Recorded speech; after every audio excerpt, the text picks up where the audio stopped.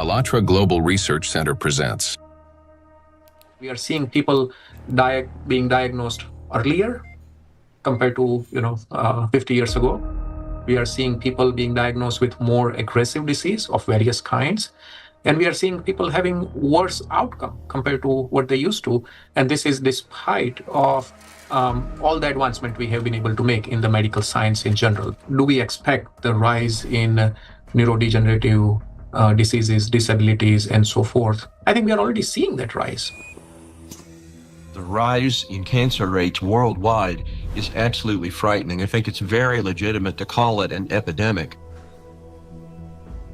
There's an increased rate of cancer worldwide in children and also in people much younger than I used to see. So what's going on now is that we're having a rise in people getting cancer, children, young adults, and it's probably not due to smoking or alcohol or anything. There seems to be something else, something in the environment that is causing this cancer at an alarming rate, and it's getting worse. So a very serious problem.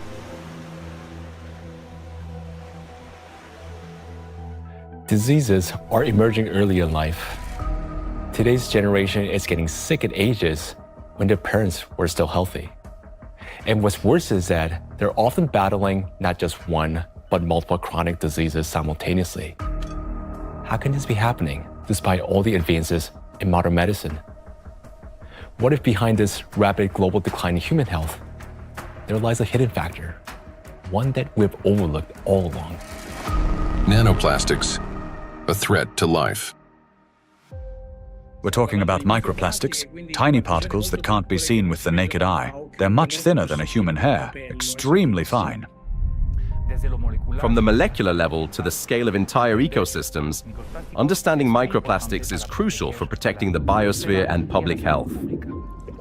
I was also surprised that it took so long, to people to recognize that's a problem, because this plastic production increased super high in the 1950s, and we have now, I guess, something between 400 and 500 million tons of plastic production every year, and this keeps accumulating, and in all our ecosystems. So it's not only affecting the human life, but the whole ecosystem. So it's every individual, every plant, even bacteria. They take them up. So that's something which we have to take into account. The fact that it now pervades from our deepest ocean to our highest mountain, that it's present in more or less every living sample that scientists have looked at, and in some populations in considerable proportions, and that it's now pervading, our food, drink, and the air we breathe, to me, is quite concerning. The science has clearly, without a doubt, shown that these chemicals, these particles are very harmful for us in various ways, not just one organ system, but all organ systems are affected. Plastic symbolizes progress, a triumph of human ingenuity, a material that is light, strong, and built to last forever. Yet, as humanity, we miss something crucial. We fail to notice how the very material created to improve our lives began instead to endanger them. Unfortunately, people often underestimate the true threat posed by plastics. Many think of it merely as an environmental problem. Bottles scattered on beaches, debris floating across the sea. And yes, these do pollute our planet. But large plastic pieces alone cannot destroy the entire biosphere, including humanity, unlike the microscopic particles they eventually become. This plastic bottle, in this form, it poses no immediate danger. But everything changes once this solid object disintegrates into mass of microscopic fragments.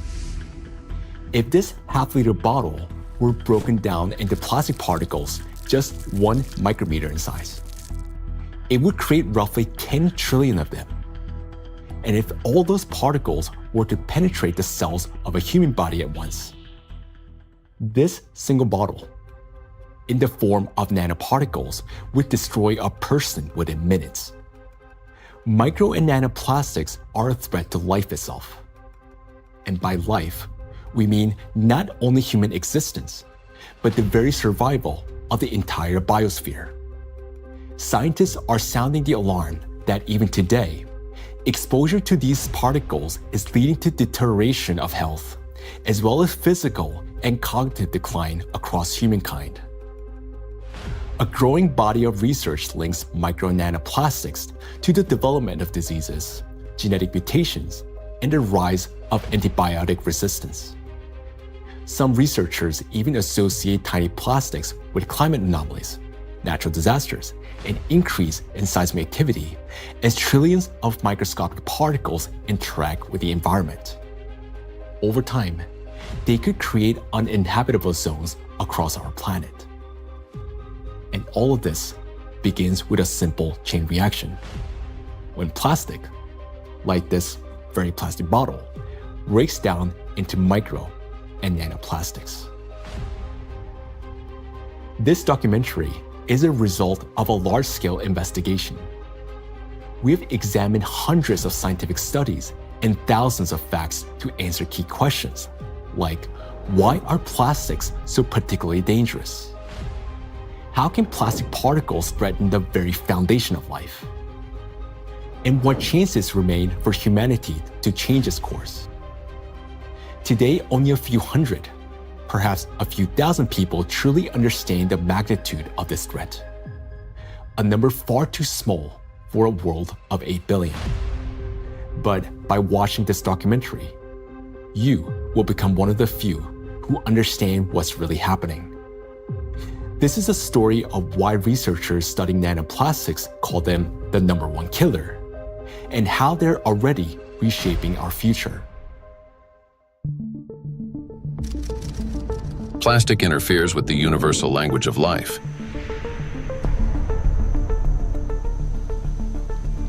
We are living in an era when life on Earth is disappearing faster than ever since the age of the dinosaurs. Currently, the extinction rate of species is 1,000 times higher than the natural extinction rates, making our time one of the most devastating periods in all of history in terms of biodiversity loss. The 6th mass extinction is already underway. The modern world is plunging into a biological collapse, like the ones in the past that wiped out up to 90% of all living creatures on the planet. While past global catastrophes were driven by volcanic eruptions or meteor impacts, today a new factor has joined these forces of nature, an invisible enemy created by humans, capable of destroying all life. Plastics are everywhere.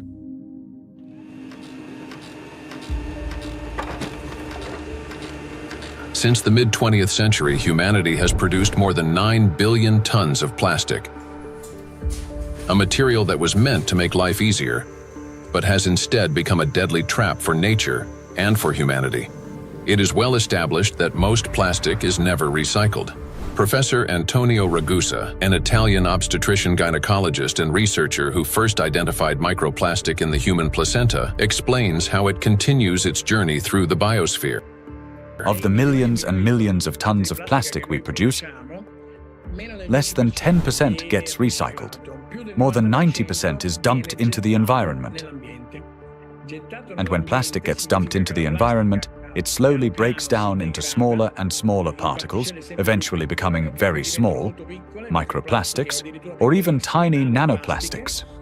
These particles travel down rivers, reach the seas, spread throughout the oceans, and enter the fish we later eat, so they end up back inside us.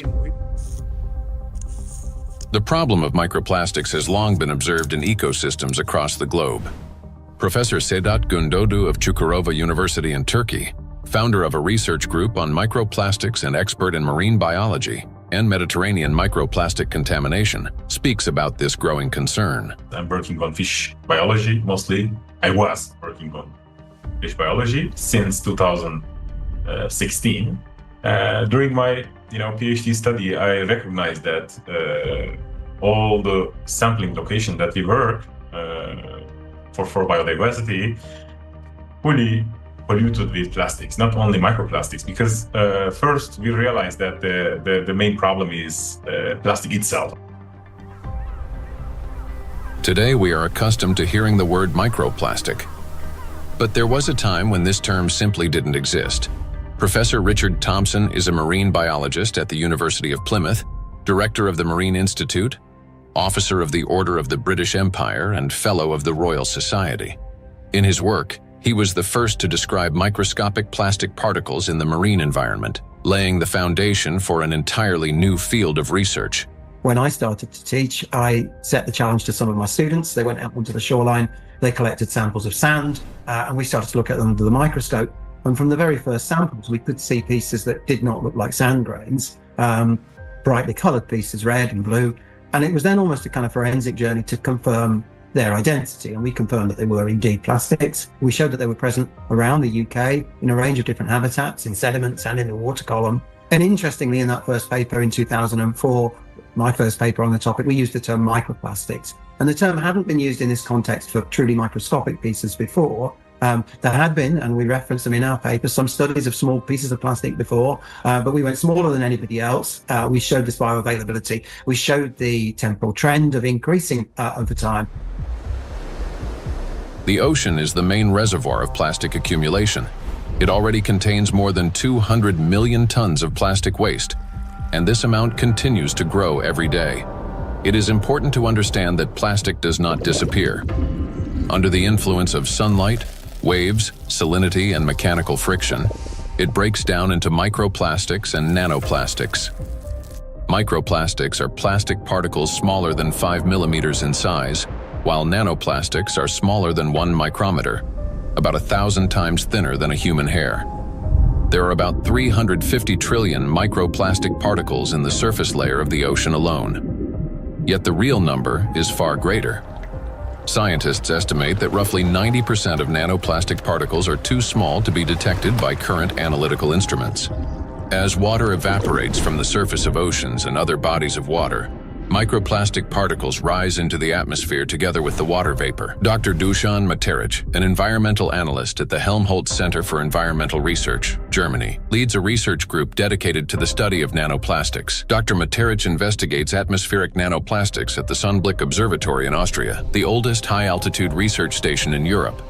And for those nanoplastics that fragments from big fibers, because of UV weathering, because of just mechanical forces, those shredding nanoplastics are much more potent to stay in the air for a long, long period, and that means picked up and brought even here at 3,106 meters above sea level. So what we discovered is that we have nanoplastics across all the stations, and we have nanoplastics even in the deepest ocean environment, and our deepest point is below 5,000 meters. Micro and nanoparticles in the atmosphere can travel thousands of kilometers, crossing from one continent to another. This is noted by Dr. Elke Ludewig from Austria, who heads the Sonnenblick Observatory and the European Center for Cloud Ambient Intercomparison, where the transport of these particles and the effects of this process are recorded. We know from different cases that we have really long transports of particles from, for example, Japan up to here, or Canada, for example. There are two examples I can tell you. The one is the accident in Fukushima. It took about 11 days until particles, aerosol particles with a higher radiation, received the Sonnenblick Observatory. Another example was in 2025, on the 9th of June, there was a kind of transport, an air mass from Canada received the station here. We could see it in the sky. Of course, we could see it in our data that we had higher aerosol concentration, but the really impressive moment was, and that's why it's also important to have stuff up here, we could really smell the burn in the air. And this lasts for the whole day.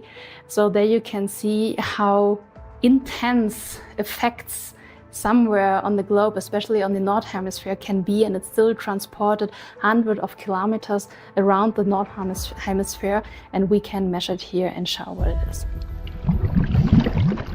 Atmospheric micro and nanoplastics then return to Earth with precipitation, falling with rain or snow and settling in forests, on farmland, and across grasslands, where they seep into the soil and penetrate plants. This is happening all over the planet, in both the northern and southern hemispheres. Liliana Cáceres Sanchez, MSc in Science, Technology and Health, a biologist specializing in ecotoxicology and environmental protection, and a researcher at the Center for Research in Exact Sciences and Engineering at the Bolivian Catholic University San Pablo, notes that microplastics are present in natural environments, in living organisms, and in food products. In recent years, we've conducted analyses of soil, air, and both surface and groundwater in Cochabamba. We have also examined lakes and lagoons, and in all of these samples, we have found microplastics. The fact that we found microplastics even in areas with no human presence suggests that microplastic particles are actively moving through the environment. In addition, we identified their presence in food and in living organisms. We detected microplastics in milk and other pasteurized products such as yogurt. They were also found in wild animals, for example, in the Titicaca water frog and in fish from a lake near Cochabamba called Angostura. These findings confirm that microplastics have already become part of our food chain and ecological chain. Due to microplastic pollution, 1 in 10 grains of the world's 3 main food crops, rice, wheat, and corn, may die before harvest. In addition, researchers from the University of Catania have found high concentrations of microplastic particles in apples, pears, carrots, potatoes, lettuce, and broccoli. Overall, apples and carrots contained the highest levels of contamination, and fruits were found to have more plastic particles than vegetables. On dairy farms in several countries, microplastic particles have been found in samples of hay and other types of cattle feed. The presence of microplastics has also been confirmed in the milk and meat of cows and sheep, as well as in the lung tissue of pigs and in the stomachs and intestines of domestic ducks. This means that plastic has now become inseparable from livestock farming. Scientists from the University of Newcastle in Australia estimate that the average person today consumes around 250 grams of plastic per year through food, the weight equivalent of 50 plastic bags. Moreover, humans inhale micro and nanoplastics. According to studies, an adult can inhale up to 106,000 microplastic particles during a 2-hour walk in a large city. And in areas near bodies of water, that number significantly increases. We encounter micro and nanoplastic every day when we brush our teeth, take a shower, eat, run errands, go for a walk, wear our clothes, use household appliances, or take medications, and when we are working on a computer, riding public transport, drinking coffee on the go, shopping in a supermarket, or relaxing outdoors. Micro and nanoplastics are everywhere, and we barely notice how deeply these particles have become embedded in our everyday lives today. There are 3 ways plastic gets into the body: through inhalation, through the skin, and through food. And what happens next? It enters the bloodstream. Until fairly recently, about 15 years ago, people thought plastic was inert. And in fact, if you look at these plastic pellets, not microplastics but larger macroplastics, even if you put them in water, they just sit there quietly. It seems like they don't interfere much with the environment. But once they break down into micro and nanoplastics, they get into the human body through those 3 pathways, enter the bloodstream, and from there reach all the parenchymal tissues, that is, the organs, kidneys, liver, heart, arteries, veins, placenta, breast milk. Micro and nanoplastics have already become an inseparable part of the human body. They accumulate in the tissues of the intestines, heart muscles, and in the endocrine and reproductive organs, disrupting their functions. There isn't a single place in the human body they cannot penetrate. Studies show that the highest concentrations of nanoplastic have been found precisely in human brain tissue. Professor Lucas Kenner, a pathologist cancer researcher, director of the Christian Doppler Laboratory for Applied Metabolomics, and scientific director of the Micro One project studying microplastic and its effects on health, explains how micro and nanoplastic particles can evade the body's defense mechanisms and reach the brain within just a few hours. And we found out that particles which are in the bloodstream and cover themselves with cholesterol molecules, they easily can enter the blood-brain barrier, which is a very strict body barrier and protects the brain from toxic outside or even therapeutic substances. So it's, that it's difficult, for instance, to treat brain tumors because the blood-brain barrier is so strict also for medications. But particles can enter quickly because they cover themselves with molecules will help them enter the blood-brain barrier. And this is for me, it was really very striking to see that, that these particles in 2 hours after we give them an oral gavage, they're already in the brain. Scientists at the University of New Mexico have found that in every gram of brain tissue in middle-aged individuals, there are about 4,900 micrograms of plastic. This means that today, around 0.5% of the human brain is composed of plastic. Simple calculations show that the human brain contains on average around 7 grams of plastic, roughly the weight of a plastic teaspoon. And such a teaspoon is already inside the human head. It is well known that micro and nanoplastics are dangerous because of toxic chemical additives they contain, such as phthalates and bisphenols. Treating diseases associated with just 3 chemicals of the most toxic additives found in plastics costs humanity $1.5 trillion a year.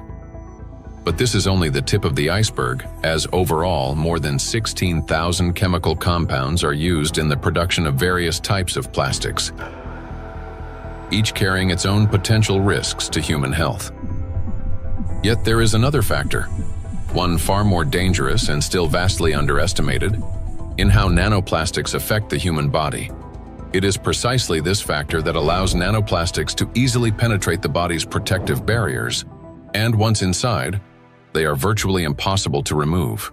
The destructive impact of plastics at the chemical level has already been examined in another documentary, A Trap for Humanity, part of which focused on the toxic additives in plastics and their devastating effects for human health. Now, the dangers from chemicals are, of course, the most visible and widely discussed part of the problem. But as our investigation continued, we realized that the true danger of plastics lie beyond the chemistry, extending much deeper into the realm of physics. To understand why plastic particles are so dangerous, we must first understand their unique physical properties. Unique properties of plastic. At the micro and nanoscale, plastic particles acquire new physico-chemical properties. They can retain surface charge for longer periods and interact with electrostatic fields and other molecules. In this sense, micro and nanoplastics can be compared to an electret, a material that accumulates static electricity and holds it for an extended time. Moreover, plastic particles not only retain an electrostatic charge, but can also recharge it. This occurs through the triboelectric effect. That is, when plastic comes into contact with or rubs against other surfaces, including fabrics, cells, and liquids. In other words, plastic particles can recharge themselves, restoring their electrostatic charge again and again. To understand how the properties of plastic differ from those of other materials, we conducted a simple experiment. Here, inside transparent plastic cups, we suspended several objects made of different materials: a metal needle, a wooden matchstick, a copper wire, and a strip of magnesium. Now, while these objects remained motionless when a plastic rod was brought close, everything changed dramatically when we rubbed the plastic rod against the wall. That is, all the suspended object began swinging and moved toward the rod. So, what caused this reaction? The answer lies in the electrostatic charge that formed on the plastic surface. For example, a wooden rod, unlike plastic, cannot hold such a charge. even after rubbing it with wool. The material caused no movement. The same was true for metal scissors, which showed no effect until the material touched a magnet. Only then did the metal needle respond. So this experiment clearly shows how material responds differently to electric and magnetic fields. Now, plastic stands out among other materials because it can not only accumulate, but also retain electrostatic charge for a prolonged period. This is distinct from wood, which quickly dissipates charge because of its moisture content, and therefore has little effect on other nearby objects. It's a dielectric material. Metals, on the other hand, do not hold charge but quickly redistributes it across their surface. They're conductors. Magnets, meanwhile, create magnetic rather than electric fields and thus cannot attract electrically neutral objects in the way a charged plastic can. So this is what makes electrostatically charged plastic so dangerous. It is an invisible force capable of changing everything around it. Once charged, plastic can attract even neutral particles, disrupting many natural physical processes. And as plastics breaks down into smaller fragments, micro and nanoplastics, it doesn't lose its properties. In fact, the impact of plastic on the environment and living organisms only intensifies as the particles become smaller. It's the charge that makes plastic especially dangerous to all life on our planet. Therefore, plastic cannot be regarded as passive waste. It is an active, electrically charged material capable of interacting with nearly all substances on Earth, from atmospheric particles to living cells. The smaller the plastic particle, the more active it becomes, and the more dangerous its impact. If you view a microplastic particle and it's 5 millimeters in diameter, and you break it down to a nanoplastic particle, which is 1 micrometer in size, you generate from one particle 125 billion particles, which is the number of galaxies we have in the universe. And the surface of these particles is 5,000 times larger than the 5 millimeter particle. So this just exemplifies how big an issue the breakdown of those plastic particles in even and all the time smaller particles. And these particles have maybe total different properties than the large 5 millimeter particles. So you not only change the size, but also the surface and the properties of the particles. Nanoplastic has an enormous surface area compared to its mass. It's like a tiny grain with the surface area of a football field. This is called a high specific surface area. The larger the surface, the greater the particle's ability to accumulate and retain electrostatic charge, and the more active sites it contains that bind proteins, metal ions, lipids, and other molecules from the surrounding environment can attach. To understand how dangerous these tiny charged particles are, let's run a simple mental experiment. For example, we have an ordinary 1.5-volt battery. If we divide it into 125 billion tiny batteries, and suppose each of them still had the same power output of 1.5 volts, their aggregate power would equal 187.5 billion volts. Imagine how much greater the voltage will become. Similar things happen with plastic. When a single fragment of plastic is divided into 125 billion particles, each carrying a charge, the amount of charge increases.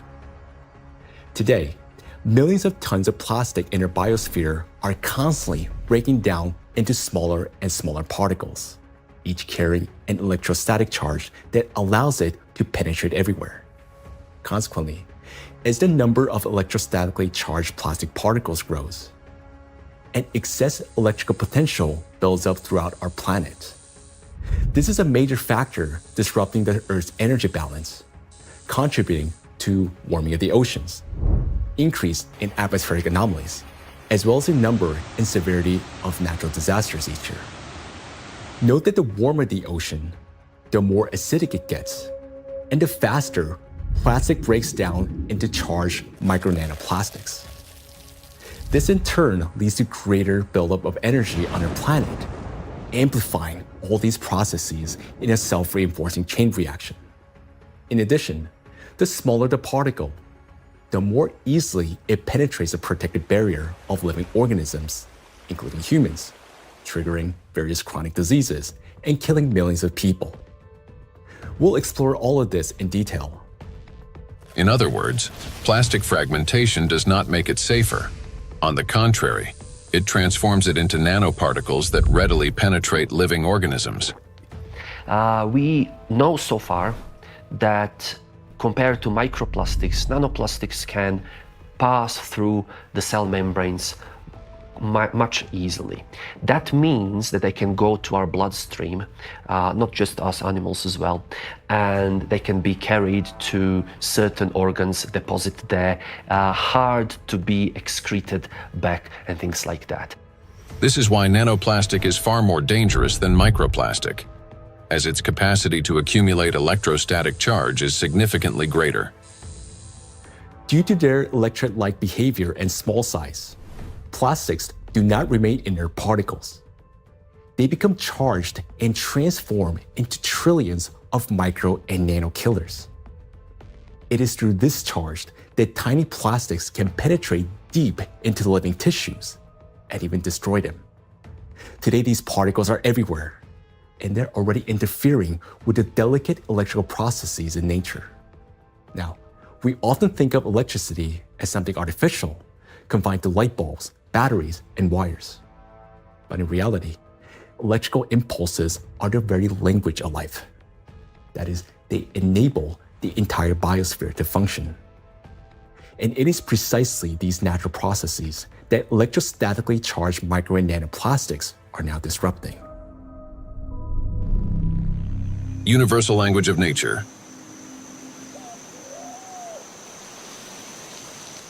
The universal language of nature is invisible, yet it is what connects all living beings into a single whole. Forests.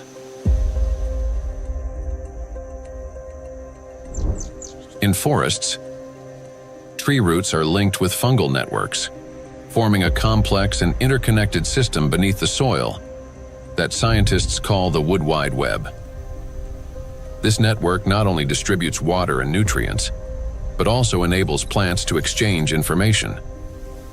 Plants communicate in two major ways: chemically, by releasing specific molecules, and electrically, by sending electrical signals similar to nerve impulses in animals and humans.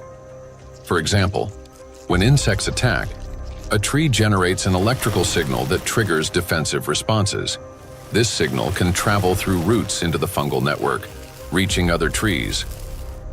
A similar effect was detected by scientists during a solar eclipse. The bioelectric signals of trees began to synchronize, forming a single impulse. The oldest trees responded first, as if they remembered such events, and were warning the younger ones. Through electrical signals, plants can coordinate their growth, warn each other of danger, adapt collectively to stress, and even store shared memory. It is precisely this finely tuned system that is now being disrupted by micro and nanoplastics. Today, forests have become vast reservoirs of microplastics. Research shows that forests capture microplastic from the atmosphere. As air currents pass through forests, they carry tons of microplastic particles. The forest functions as a massive filter. Tree canopies and leaves literally comb out particles from the air. In the past, this process helped purify the atmosphere from dust and dirt. Today, however, along with these natural particles, micro and nanoplastic are also being trapped. Unlike dust, which can become part of organic matter, plastic does not decompose. It remains in leaves, accumulates in soil, and persists in forest air. Every day, dozens of microplastic particles settle on each square meter of the forest canopy. Scientists estimated the annual deposition of microplastics in forest soils and showed that it correlates with the scale of plastic production in Europe. Assuming that atmospheric fallout is the primary source, they concluded that roughly 400,000 microplastic particles per square meter could accumulate in forest soil over a 70-year period. Charged particles distort bioelectrical signals and deprive forests of their ability to adapt and survive. Negatively charged nanoparticles penetrate plant roots more easily, disrupting nutrient absorption. As a result, growth slows down and root formation is impaired. In addition, electrostatically charged micro and nanoparticles of plastic adhere to leaves and penetrate plant cells, impairing photosynthesis. They damage chloroplasts, the energy centers of plant cells, the analog of mitochondria in animal and human cells. Prolonged exposure to micro and nanoplastics reduces the ability of plants to produce oxygen. Some of the world's forests, such as the eastern forests of the Amazon, are already emitting more carbon dioxide than they produce oxygen. Animals. Micro and nanoplastics can penetrate the brains of animals. Electrostatically charged plastic particles damage brain cells and disrupt the transmission of nerve impulses. This causes malfunctions in the nervous system, from reduced vision, hearing, and smell to impaired motor coordination. As a result, animals struggle to navigate, find food, avoid danger, and to communicate with one another. And all of this greatly reduces their chances of survival. These effects mirror the early signs of neurodegenerative diseases in humans. According to the Worldwide Fund for Nature, over the past 50 years, the global population of wild animals has declined by nearly 70%. People can't even protect those they've taken responsibility for. Household pets are also poisoned by micro and nanoplastics. Pet food contains PET, the same plastic used to make bottles. Moreover, microplastic particles have been found in the tissues of cats and dogs. Scientists analyzed tissue samples from 49 animals, 24 cats and 25 dogs, that had died of natural causes and found that more than 70% of them had microplastics present in multiple organs.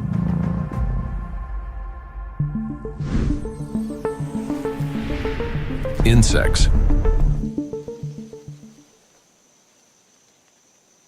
The rate of insect extinction is 8 times higher than that of mammals, birds, or reptiles. The crisis is especially severe for pollinators, bees, whose role in ecosystems and agriculture is critical. Wild and domesticated bees pollinate 75% of agricultural crops and 90% of wild flowering plants. More than 30% of the world's food production depends on bees. Today, populations of honeybees and wild bees are declining rapidly. If this trend continues, half of all bee populations may disappear within the next decade. The disappearance of bees means the loss of the link that connects plants and food, nature, and humanity. Studies by Indian researchers have identified a correlation between microplastic pollution and declining populations of insects. Bees interact with their environment through electrical impulses. They navigate not only by scent, color, and flower shape, but also, remarkably, by sensing a flower's electric field. When a bee approaches a flower, they communicate through the electrical field. As bees fly, friction with the air gives their bodies a positive charge, while flowers, being grounded, carry a negative charge. This difference creates an electric field that allows pollen to transfer to the bee even before it lands. Experiments have shown that bees can distinguish flowers by their electric fields, associate specific electrical signals with the presence of nectar, and even determine a flower's freshness by the strength of its residual charge. After a flower has been visited, its electric field weakens, and other bees can read the signal that the flower contains less nectar. Moreover, the bee's own electric charge can stimulate a plant to release fragrance, attracting even more pollinators. Thus, an entire electrical communication system operates between bees and flowers. The electrostatic charge carried by micro and nanoplastics distorts these electrical impulses, affecting the bee's brain and nervous system. As a result, bees can no longer recognize flowers, locate nectar, find its way home, or identify members of their colony. Even the smallest doses of microplastics can be lethal to bees.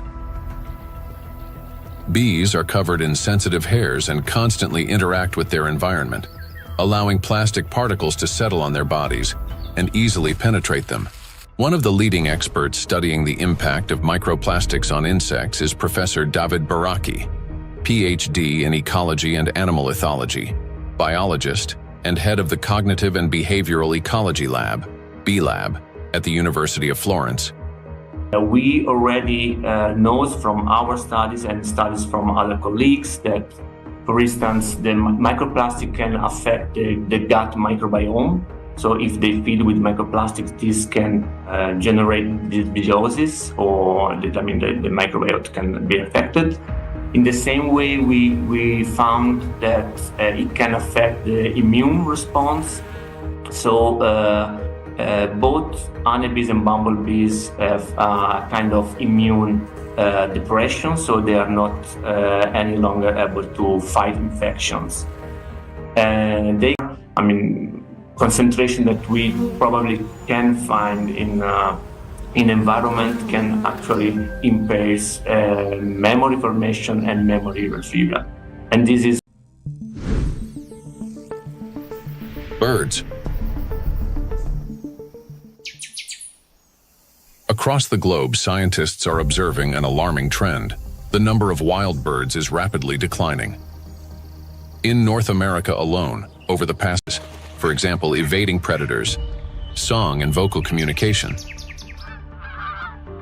Birds are true living navigators capable of traveling thousands of kilometers and returning precisely to the same locations year after year. Scientists have discovered that many migratory birds use Earth's magnetic field for orientation. Imagine an airplane. A pilot sees a radar screen with lines and markers to avoid getting lost in the sky. For birds, their eyes serve as such a radar. Specialized molecules in their eyes detect both light and Earth's magnetic field, converting them into electrical signals. In the brain, those signals form an image with field lines superimposed on the real world. A bird simultaneously sees clouds, land, and its magnetic radar, allowing it to maintain course in any direction with ease. Electrostatically charged micro and nanoplastic particles entering a bird's body distort electrical impulses and disrupt functioning of its nervous system. This leads to loss of motor coordination, weakened memory, and learning ability, symptoms that resemble Alzheimer's disease. Even birds that appear healthy lose the ability to adequately care for their partners and offspring, sharply reducing their chances of successful reproduction by them. Predators such as sharks can detect tiny electrical impulses produced by muscle contractions. Electrostatically charged micro and nanoplastics can distort or block those signals. Signs of neurotoxicity, growth retardation, and reduced reproductive capacity, biosphere without exception, and the outcome is the same everywhere. Distortion of signal transmission, breakdown of biological connections. Spheres to exist and interact. This decay begins from within, slowly, almost imperceptibly, yet inevitably. Even what appears healthy and alive today is already contaminated by micro nanoplastics. Today, so many of these particles have already accumulated on our planet that they will be enough to destroy the entire biosphere several times over. And their numbers continue to grow each day. Next. Yes, about us. Impulse of life. For humans, just like for all living beings in the biosphere, electrical signals are the pulse of life. The human body is, quite literally, an electrical system. The brain thinks with the help of electrical impulses. The heart beats because cells transmit electrical signals to one another, and muscles contract when they receive signals from the nervous system. Neurons play a key role in coordinating all body functions by generating and transmitting electrical impulses. how an electrical impulse is generated in neurons. Every neuron has a membrane with the so-called gates, ion channels. When a signal needs to be transmitted, some of these gates open, and ions begin moving quickly into or out of the cell. This flow of ions changes the membrane's electrical charge, creating an electrical impulse. The impulse travels along the neuron and transmits information further to other cells. How you communicate, whether you interrupt, speak quickly and emotionally, or on the contrary, whether you're apathetic, how you scroll through a news feed on your phone, whether you rush or move slowly, depends largely on the balance of ions. When this balance is disrupted, a person can become overly irritable, or, on the contrary, sluggish. Every movement and reaction of our body is based on electrical impulses in neurons and other cells. For example, if you accidentally touch a hot object, nerve fibers instantly transmit a signal to the brain, which commands the muscles. Pull your hand away. Without electrical impulses, the body wouldn't be able to maintain a stable internal state, homeostasis. Even the immune system cannot function without electrical impulses. The speed and strength of every immune cell's response depend directly on the quality of impulse transmission. Emotions and thoughts are also the language of electrical impulses. When you feel joy, sadness, excitement, love, or recall a memory, tiny electrical sparks run between neurons.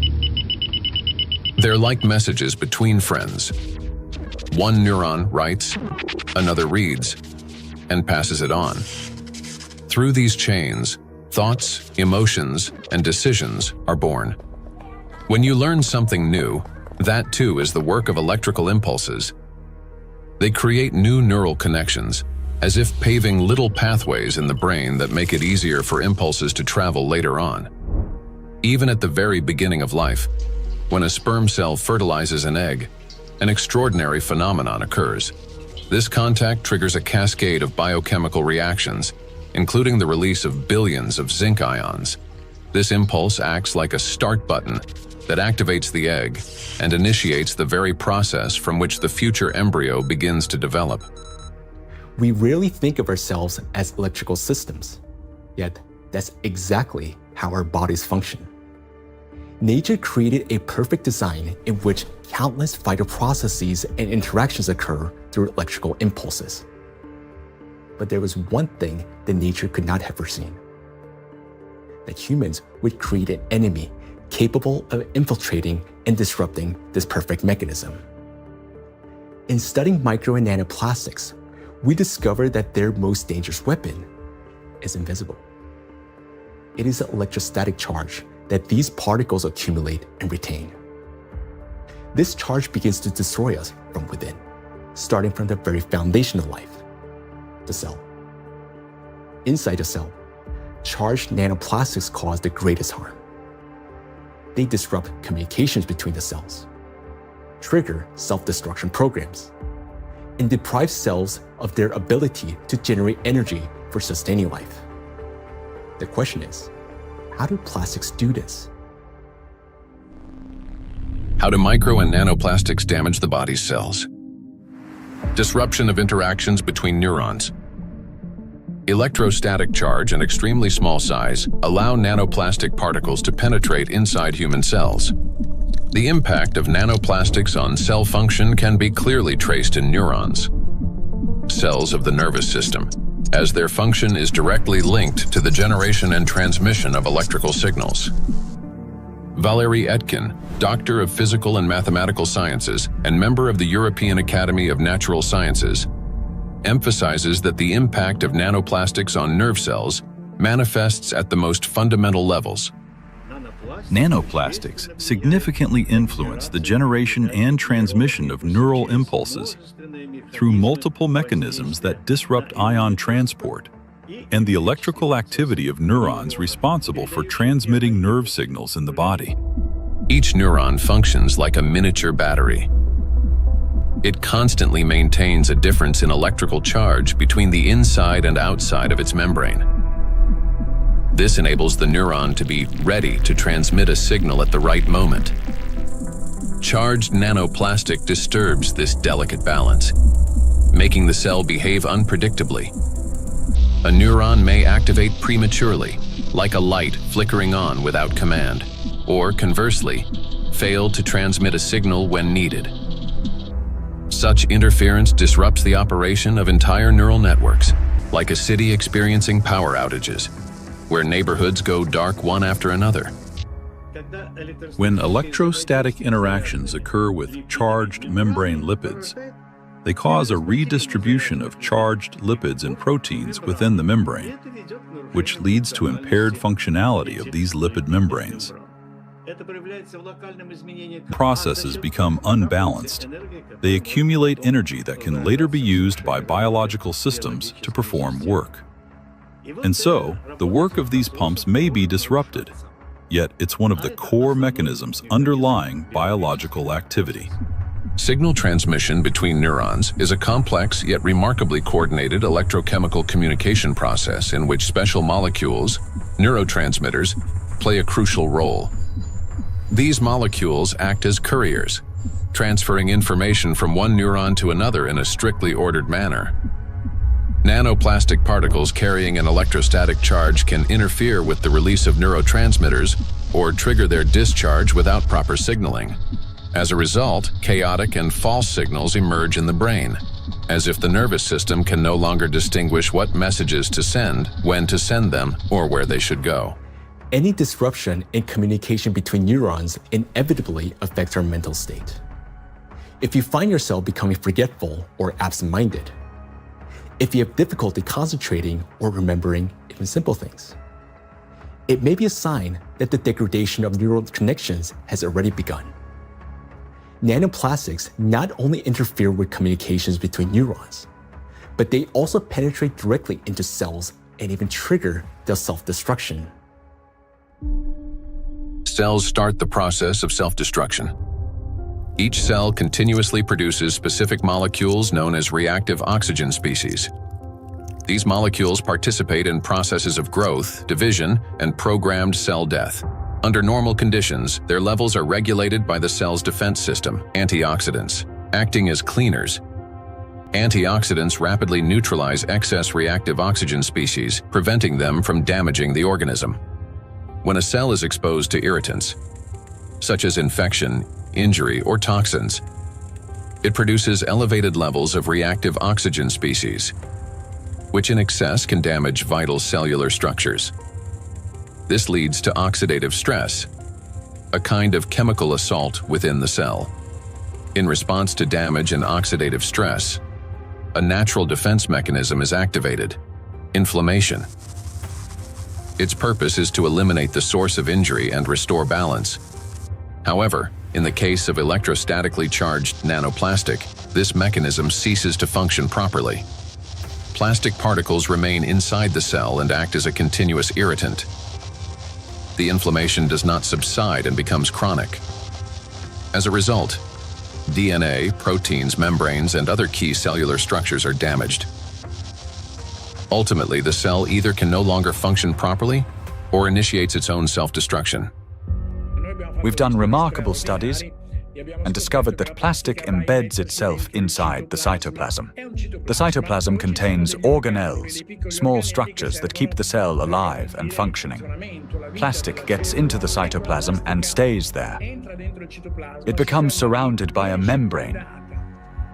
Similar to the cell membrane, the cell isolates it because it wants to destroy it. And it starts producing enzymes and other substances the cell normally uses when it's invaded by microbes, viruses, bacteria, or antigens. But unlike those natural invaders, plastic is indestructible, as we said. So the cell is essentially subjected to chronic stress, and eventually it becomes diseased. The Microplastics Research Group at the Bolivian Catholic University in Cochabamba uses aquatic planarians, small organisms that serve as highly useful biological models.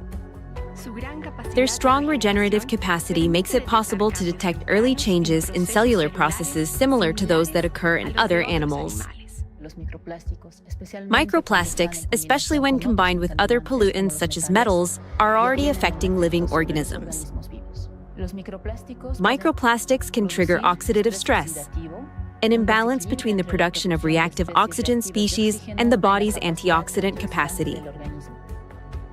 This oxidative stress directly affects cellular metabolism, disrupting the functions of proteins, lipids, and nucleic acids, which can lead to changes in growth, regeneration, and the overall physiology of organisms.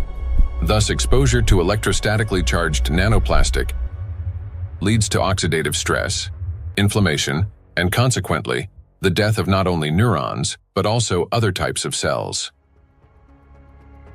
Oxidative stress is like a fire burning inside a cell, while antioxidants are like firefighters that work to extinguish it. Note that nanoplastics act as a fuel for the fire, feeding it endlessly until the cell is consumed from within. Yet, that's not all nanoplastics do inside our cells. They also destroy the cell's power plants, the mitochondria. Every cell lives and functions thanks to the energy produced by mitochondria. That very energy powers all processes in the body, from cell division to hormone synthesis. Even the electrical impulses that we've been talking about depend on the energy from mitochondria. And it is precisely this vital source of life that charged nanoplastics attack. Cells stop producing energy for life. Recent studies have shown that mitochondria are particularly vulnerable to the effects of nanoplastic. And that's where a cascade of processes leading to aging and disease begins. Scientists from China have discovered that the electrostatic charge and tiny size of nanoplastic particles allow them to penetrate deep into the cell and accumulate even within mitochondria, disrupting their function. Such a condition is known as mitochondrial dysfunction, a state in which mitochondria can no longer perform their essential roles. For comparison, a mitochondrion is approximately the size of a bacterium, while a nanoplastic particle is dozens of times smaller. Dr. Jeffrey Long, a radiation oncologist with many years of clinical experience and an expert on environmental exposures and their impact on human health, explains the destructive intracellular processes triggered by nanoplastic. They can get into the cell and they can damage the critical parts of the cell, particularly mitochondria. Mitochondria in each cell in the human body is sort of the energy machine. It produces the raw stuff that provides energy to the entire rest of the cell.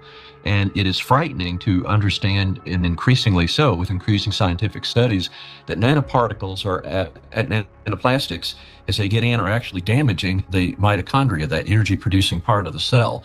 They're also damaging the part of the cell involved in division and reproduction called DNA. And certainly they can affect other molecules and proteins within the cell. Mitochondria are the cell's energy and signaling center. They regulate metabolism, control cell growth and division, protect against oxidative stress, modulate inflammation and immune responses, and trigger programmed cell death. One of their key functions is cellular respiration, the process by which energy is produced. Energy in the human body is generated as follows. First, proteins, fats, and carbohydrates from food are broken down into simple molecules. These molecules then enter the mitochondria, where electrons are extracted from them. The electrons move along a specialized chain of proteins, much like an electric current passing through wires. This electron flow drives the mitochondrial energy machinery, resulting in the production of ATP, the universal fuel that powers all organs and tissues. A single mitochondrion can produce up to 10 million molecules of ATP per day. However, electrostatically charged nanoplastic interferes with this delicate process. Its particles disrupt movement of electrons and reduce the efficiency of ATP synthesis. It is similar to a power plant where the wiring begins to short circuit. The generator falters, energy output drops, and the entire system starts to fail more quickly. Mitochondria have their own DNA, a set of instructions for energy production. Without it, mitochondria cannot generate energy, and the cell gradually loses its power source and begins to deteriorate. Exposure to nanoplastic causes mutations to accumulate rapidly in mitochondrial DNA, further impairing mitochondrial function. Studies published in 2023 demonstrated that 50 nanometer polystyrene nanoparticles sharply reduce ATP production and increase the number of mutations in mitochondrial DNA. We have studies on this, with dramatic images taken using a scanning electron microscope, as well as a transmission one, where you can actually see plastic destroying the mitochondria, the structures that produce a cell's energy. Chronic exposure to nanoplastic turns cells into a battlefield. Their electrostatic charge prevents mitochondria from carrying out their essential functions, and this disruption marks the beginning of the slow decline of cells, tissues, and organs. We have now seen the key mechanisms by which charged nanoplastic particles damage cells. Each of these processes is destructive on their own, but they also occur simultaneously and amplify one another's effects. This chain reaction unleashes avalanche of damages leading to cell death and ultimately causing systemic breakdowns and accelerating biological aging. Micro and nanoplastics accelerate aging. We tend to think that aging begins with wrinkles, gray hair, or fatigue. But in reality, it starts deep within the cells, with mitochondrial dysfunction and failures in key biological processes. Over time, damaged and dying cells accumulate, and the body loses its ability to renew itself. Aging is the gradual wear and tear of life's internal mechanisms. Scientists identify several main mechanisms of aging, such as oxidative stress, mitochondrial dysfunction, chronic inflammation, telomere shortening, DNA damage accumulation, epigenetic alterations. These same mechanisms underlie various diseases. When mitochondria can no longer produce sufficient energy, when DNA damage accumulates, and when inflammation becomes chronic, the organism grows increasingly vulnerable. This is when conditions such as diabetes, cancer, heart attack, dementia, and Alzheimer's disease begin to develop, and they all share one root cause: the aging of cells and tissues. Here's the crucial point: electrostatically charged nano becoming younger. Scientists have found that modern generations develop illnesses earlier and coincides with the growing plastic pollution of the environment.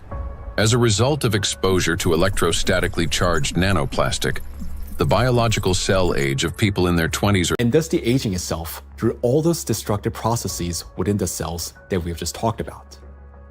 And here lies nanoplastics damage cell membranes, disrupt ion channels, induce oxidative stress, disable mitochondria, and provoke genetic mutations. These damages affect all cell types in the same way, whether in the heart, bones, lungs, or elsewhere. Now, we know the answer to the main question that began our investigation. Why and by what mechanism are nanoplastics capable of destroying living systems at the microscopic level? But what does that mean to us, for each of us? What specific diseases arise from such cellular destruction within the human body? The answers lie ahead in the next part of our investigation. Micro and nanoplastics are damaging health. Micro and nanoplastics impact the nervous system. Neurological disorders are the leading cause of physical and cognitive disability worldwide, affecting almost 3.5 billion people. Over the past 30 years, the number of such cases has risen drastically, and scientists project that within the next 2 decades, this figure could double. Since this trend mirrors a surge of plastic pollutions in our environment, it becomes clear why these diseases are becoming more prevalent and why they're increasingly affecting younger population. Now, recall the image of a plastic spoon in the brain. Unfortunately, it doesn't sit there inert or harmless. Electrostatically charged plastic particles attack neurons, the brain cells that are responsible for most of our thoughts and movements. Every day and every minute, nanoplastics are silently destroying cells in our brains, and the exposure to these tiny plastics, they never stop. In fact, it continues to accelerate. Consequently, the damage of our neurons lead to severe and often irreversible diseases like Alzheimer's and Parkinson's, multiple sclerosis, epilepsy, stroke, and many others. But neurons are not limited to the brain. They form an extensive network that coordinates and synchronizes the activity of the entire body. And when they're damaged, the autonomic nervous system begins to malfunction, disrupting the function of internal organs. For example, the intestines contain about 500 million neurons, often referred to as a second brain. This vast network plays a vital role in digestion, immunity, and even emotional regulation. But with every sip of water and every meal, an invisible stream of micro nanoplastics enters our bodies. And unfortunately, most of these particles settle and accumulate in the intestines. Micro and nanoplastics destroy intestinal barriers. The intestine is not just a digestive organ. About 70% of the cells in our immune system are concentrated there, which means its condition directly affects the protection of the entire body. So another study that we provided, showed us we are actually eating plastics, microplastics, because we analyzed 26 human cadaver. We just investigate their intestinal system, their gut content, and we found like between 9 and 10 microplastic per person in their stomach. So this is like a acute exposure. At that time, they exposed that amount of microplastics because when you eat something, it will pass through your intestinal system. Some of them will remain inside the system. This is what we found: the remain microplastic particles inside the human stomach, because grams doesn't give enough information about exposure, because the particles behave according to their shape rather than their mass, because the definitive transportation feature of plastics or particles is size, because all the human barriers, the gut barrier, intestinal blood barrier, they are selective for size and the type. If they smaller than certain size, like 100 micron, they can pass through through intestinal system to the blood system. The intestinal barrier works like a filter. It allows useful substances, vitamins, nutrients, to pass through and blocks harmful ones, toxins, microbes, and foreign particles. But this entire well-coordinated system is destroyed by electrostatically charged micro and nanoplastics. It damages the cells lining the intestinal walls and weakens the tight junctions between them, making the intestinal barrier more permeable. Microbes, toxins, and plastic particles begin to penetrate the bloodstream from the intestine.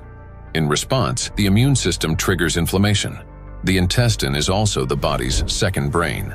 Its walls contain about 500 million neurons that are directly connected to the central nervous system. This connection is called the gut-brain axis. The gut and the brain are connected through the vagus nerve. It is like a direct phone line through which they constantly exchange messages. The brain gives commands to the intestines on what to do, and the intestine informs the brain about their condition. A key role in this communication is played by the microbiota, 100 trillion beneficial bacteria. They produce substances capable of both calming and irritating the nerve endings in the intestinal wall, including those of the vagus nerve. Charged micro and nanoplastics disrupt the balance of gut microbiota. Beneficial microorganisms die, while pathogenic ones begin to multiply actively. When this happens, the communication between the gut and the brain becomes distorted. When nanoplastics enter the intestine, it triggers a vicious cycle of destruction. The damage that begins in the intestine leads to systemic malfunctions throughout the body. The digestive, immune, nervous, and endocrine systems all suffer. This accelerates the body's aging process and increases the risk of serious diseases such as irritable bowel syndrome and inflammatory bowel diseases, allergies and autoimmune diseases, depression, anxiety and cognitive disorders, obesity and diabetes, cardiovascular diseases, neurodegenerative diseases, such as Alzheimer's and Parkinson's. Micro and nanoplastics destroy immunity.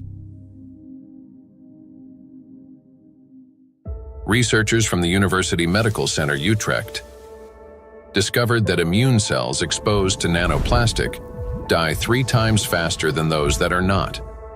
Such accelerated death of immune cells severely weakens immunity and reduces the body's ability to fight infections. This contributes to the spread of inflammatory reactions throughout the body.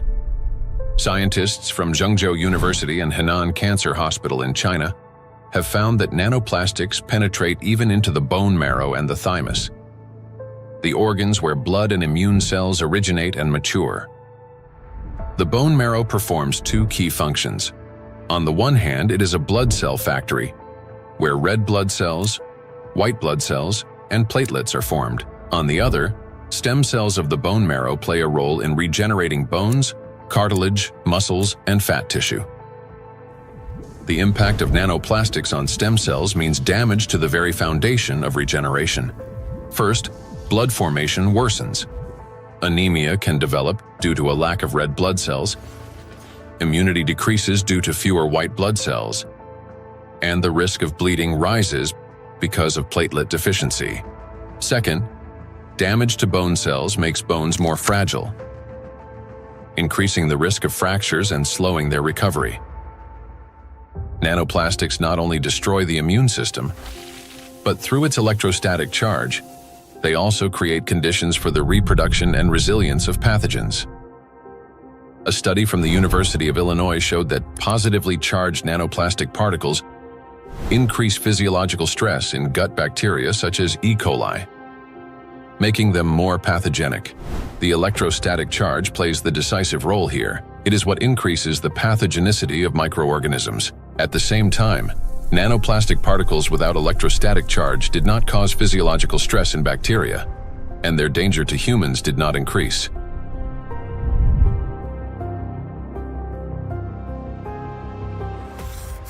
The experiment showed that microplastics, especially polystyrene, can absorb up to 98.6% of viruses, prolonging their survival outside the body for up to 7 days.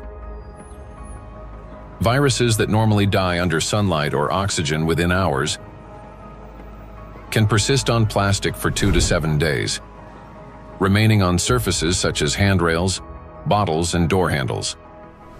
A single sneeze from an infected person can release up to 200 million viral particles into the air, which can land on any plastic surface indoors or bind with nanoplastic particles in the air and water. Microplastics become an air and water taxi, spreading infection. Once in the bloodstream, charged micro and nanoplastic particles quickly become coated with plasma proteins, forming a biocorona, which masks them as the body's own cells and makes them invisible to the immune system. Antibiotic resistance.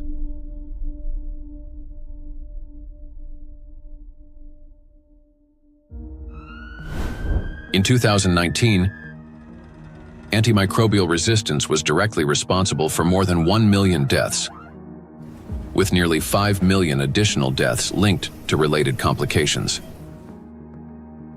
Studies in 2025 show that plastic helps bacteria develop resistance to antibiotics, driving a crisis that medicine is increasingly unable to control. Why? Because plastic is the perfect platform for bacterial growth. On its surface, they easily form biofilms, a dense protective layer shielding bacteria from sunlight, drying out, immune system attacks, and, most importantly, from antibiotics. Just like viruses, bacteria can survive on plastic longer than on other materials, sometimes for 3 days or more. This makes microplastic an efficient carrier of dangerous microbes through water, soil, and food. Paul Dabzak, PhD in water chemistry and microbiology, researcher at Center for Research in Exact Sciences and Engineering at the Bolivian Catholic University San Pablo, notes that the presence of biofilms on microplastics makes them even more dangerous. In the laboratory, we study how microplastics interact with metals and microorganisms. We observe that microplastics can adsorb metals through both physical and chemical sorption processes, and that this ability increases in the presence of bacterial biofilms that develop on the surface of the particles. These interactions depend on the type of plastic and the size of the particles, which alters their electrostatic charges. This causes microplastics to act like a magnet, attracting even more contaminants to their surfaces. In laboratory conditions, researchers from Boston University found that when bacteria come into contact with microplastic, they activate a special metabolic process linked to electron transfer. Simply put, plastic particles can share electrons with bacteria, acting as a kind of power bank for them. This process is called extracellular electron transfer. It gives bacteria extra energy, which first of all, makes them stronger, helps them divide faster, mutate, and build resilient multi-layered biofilms that block antibiotics from penetrating. Secondly, this extra energy directly accelerates antibiotic resistance. What's worse, even after plastic was removed from the experiment, bacteria retained their new properties. They mutated, became more resistant, and continued forming strong biofilms on other surfaces, even without plastic support. This means plastics may accelerate the rise and spread of the so-called superbacteria that are resistant to drug treatment. According to WHO estimates, by 2050, antimicrobial resistance will claim 10 million lives every year. Meanwhile, new antibiotics are being developed far more slowly than bacteria evolve. So think about this. Charged microplastics not only help bacteria to survive, but they also enable them to mutate into superbacteria that are resistant to antibiotics. This discovery reshapes our perspective on plastic pollution because we now understand that the problem is far more alarming than we have previously believed. The inhalation pathway of micro and nanoplastics is especially dangerous because plastic particles carrying an electrostatic charge can reach not only the lungs, but also travel directly into the brain through the olfactory pathway. Particles carrying an electrostatic charge trigger a chain of destructive reactions in every cell of the bronchi and lungs. They cause oxidative stress and chronic inflammation, leading to severe consequences such as the onset and worsening of bronchial asthma, progression of chronic obstructive pulmonary disease, pulmonary fibrosis, in which healthy lung tissue is replaced by scar tissue, and an increased risk of malignant tumors of the respiratory tract. In a study conducted in 2021, microplastics were found in 13 out of 20 lung tissue samples. In patients with respiratory diseases, particles were found in every sample of throat phlegm. What's more, plastic fibers have been discovered in malignant lung tumors. According to the World Health Organization, lower respiratory tract infections remain the world's deadliest infectious disease and rank among the top 5 leading causes of death. Cancer of the trachea, bronchi, and lungs ranks 6th among the leading causes of death. Micro and nanoplastics disrupt the functioning of the heart and blood vessels. Cardiovascular diseases are the leading cause of death worldwide. Despite tremendous efforts by the scientific community to develop and introduce innovative treatments, both the incidence and mortality from these diseases continue to rise. How do micro and nanoplastics damage the heart and blood vessels? The main thing electrostatically charged nanoplastics do is they destroy the mitochondria inside our cells. The heart is one of the body's most energy-demanding organs. And it's the mitochondria, the energy producers, that give it the power for every single beat. And when mitochondria start to malfunction, the heart literally stalls.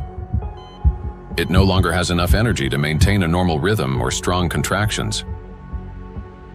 Heart attacks and strokes remain the world's leading causes of death among all diseases.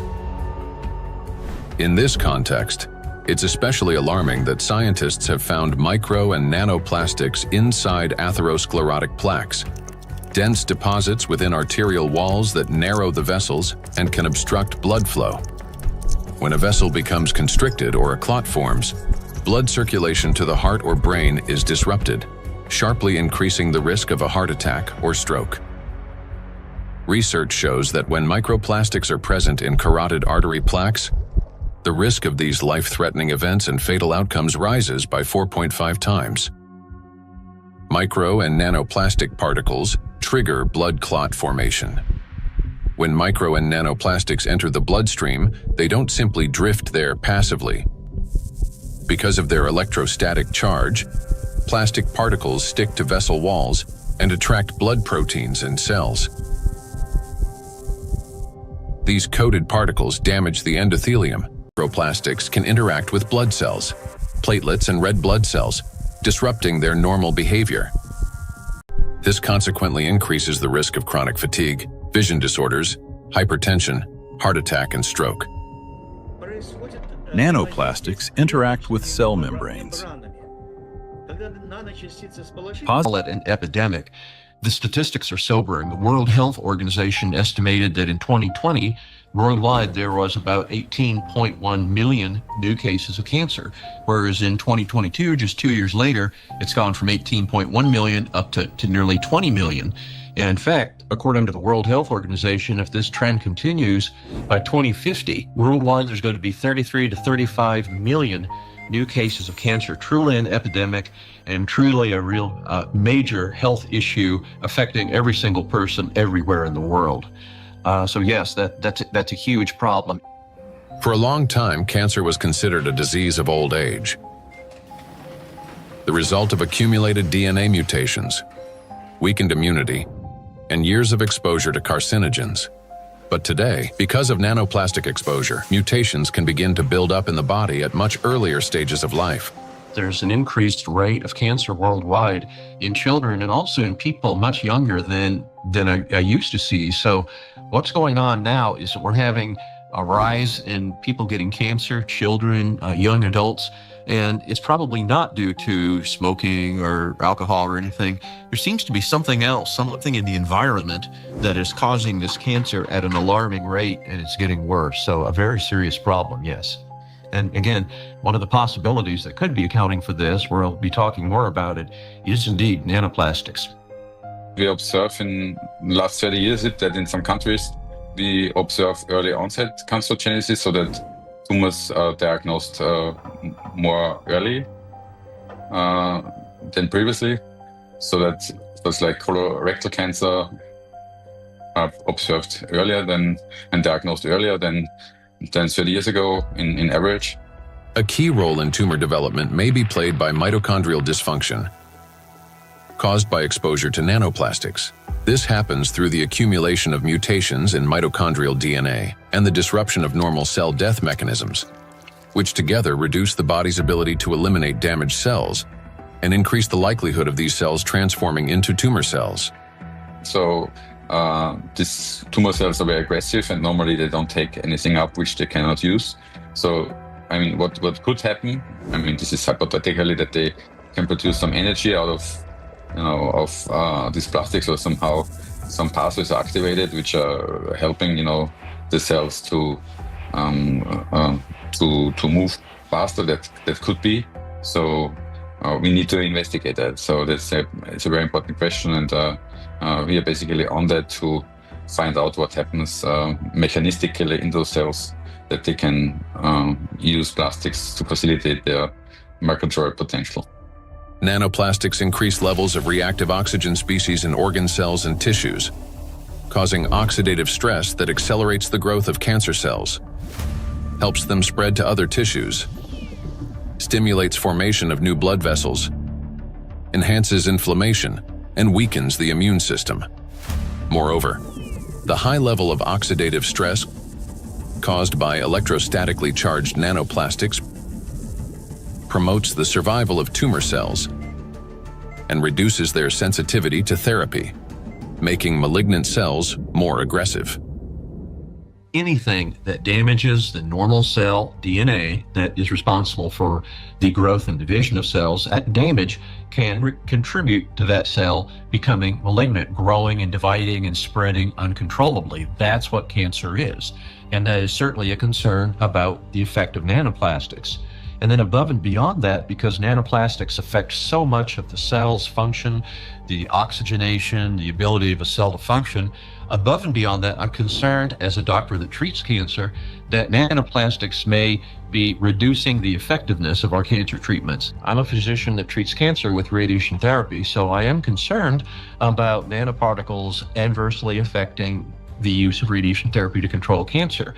And there's actually been some preclinical research on this that does suggest that the nanoparticles, and certainly contributed to by the typical negative charge that they have, in addition to adversely affecting cells, can actually reduce the effectiveness of radiation therapy. There's certainly a significant theoretical reason to believe that the nanoparticles may reduce the effectiveness of cancer treatments, not only my modality of radiation therapy, but certainly I have the same concern about it reducing the effectiveness of chemotherapy or other systemic treatments or immunotherapy. Research by the Medical University of Vienna has shown that micro and nanoplastic particles remain inside cells far longer than previously believed, as they are passed on to newly formed cells during division.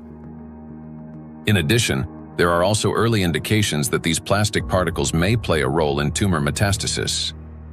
So that's one of the problems, that the tumor grows very quickly and then also disseminates. And what we observed is that these particles are kept by the cells even after cell division, and then they are helping the cells to migrate quicker, so they can move quicker. And that's a property which we also observe in tumor cells when they are in the body, so that they can move to other places and even metastasize. And so we have to assume that also in the body, that these tumor cells can basically use those plastics to proliferate and move around in the body. When I came to this plastic topic, I thought myself, that this is, we introduce here material which is potentially toxic, potentially accumulating over the years, over the decades of the centuries, so maybe for a very long time, affecting our health, but also the evolution. I not only mean the cancer evolution of how cancers originate, but even the evolution of new species and the evolution of the whole ecosystems. Nanoplastics affect every system in the human body. They act as a trigger, setting off a cascade of processes that lead to serious illnesses, all because of their electrical charge. Today, we know that nanoplastics play a significant role in the development of conditions that have become the leading causes of death worldwide.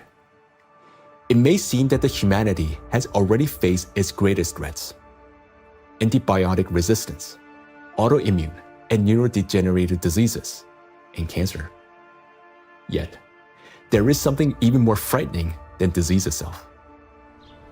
Imagine living an ordinary life, feeling healthy, full of energy, going to gym, delivering a presentation, meeting friends.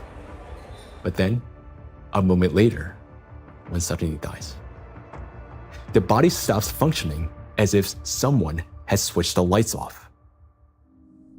Is there a link between MNPs and sudden death syndrome?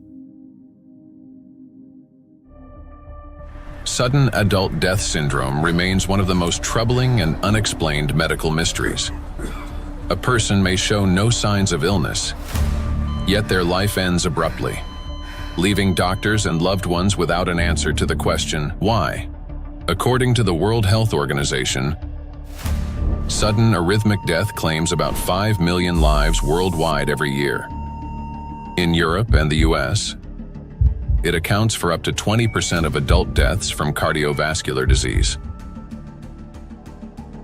Traditionally, the main causes have been hidden heart conditions, coronary artery disease, arrhythmia, cardiomyopathy. But in recent years, researchers' attention has increasingly been drawn to a new risk factor: exposure to micro and nanoplastics. In order to understand how nanoplastics can trigger processes that can lead to sudden death, let's recall what they can do. As we know, the most destructive property of nanoplastic is the electrostatic charge on its surface,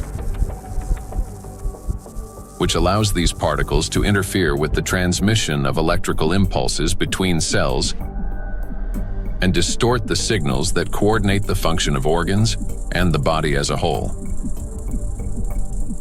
And because this same electrostatic charge can also disrupt mitochondrial function in every cell, leading to energy deficiency, inflammation, and ultimately cell death, the greatest danger arises in the most energy-consuming organs, the brain and the heart,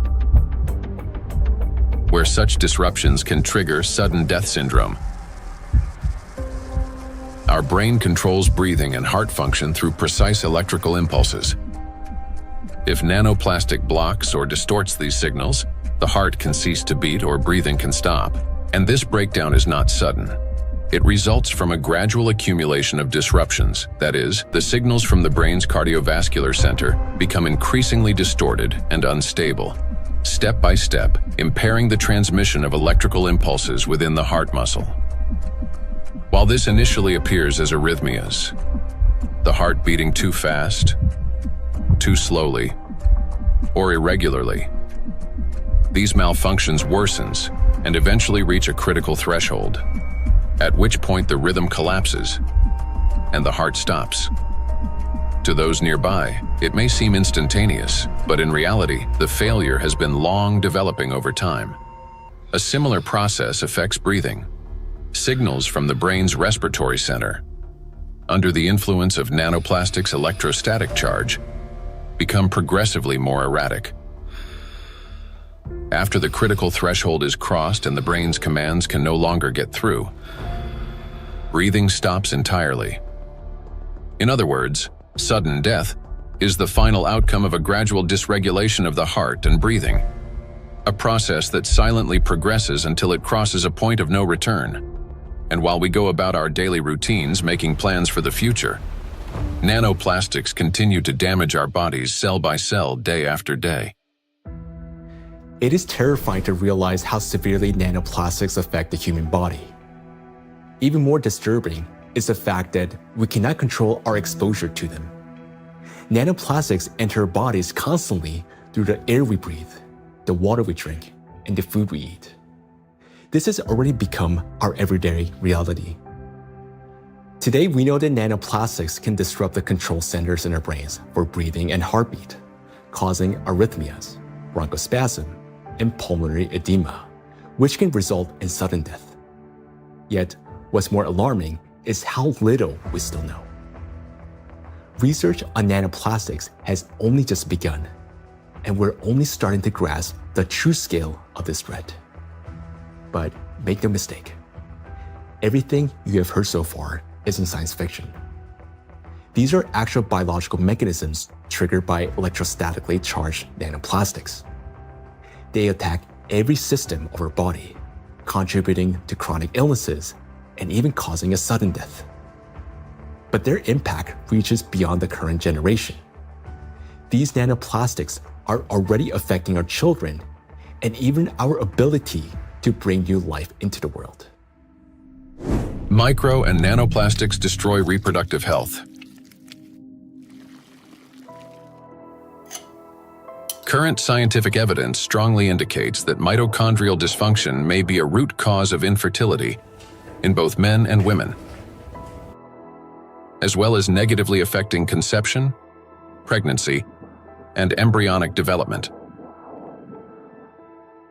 For men, fertility depends on producing a sufficient number of healthy sperm cells that not only survive, but also possess adequate motility and the necessary energy to reach and fertilize an egg. That energy comes from mitochondria, which provides the ATP required for sperm movement. When mitochondrial function, however, is damaged or becomes unstable, sperm motility decreases, and even shape and structure of sperm cells can be altered, directly reducing the ability to conceive. From 1973 to 2018, the global sperm count in men declined by more than 60%.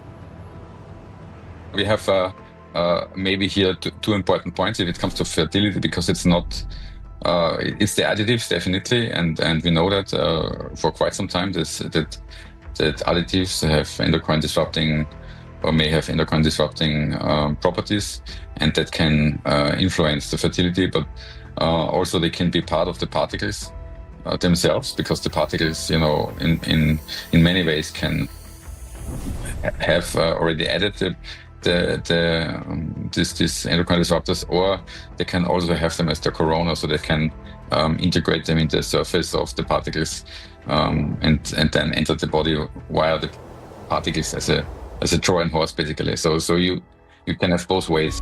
In studies conducted by Chinese scientists, microplastic was found in every semen sample. Its impact on sperm cells is both rapid and destructive. Within just 30 minutes of exposure, mitochondrial function is disrupted and DNA damage begins. This reduces sperm viability and makes conception nearly impossible. Animal studies have shown that micro and nanoplastics can accumulate in the testes, cause testosterone deficiency, and impair spermatogenesis. Micro and nanoplastics disrupt erectile function.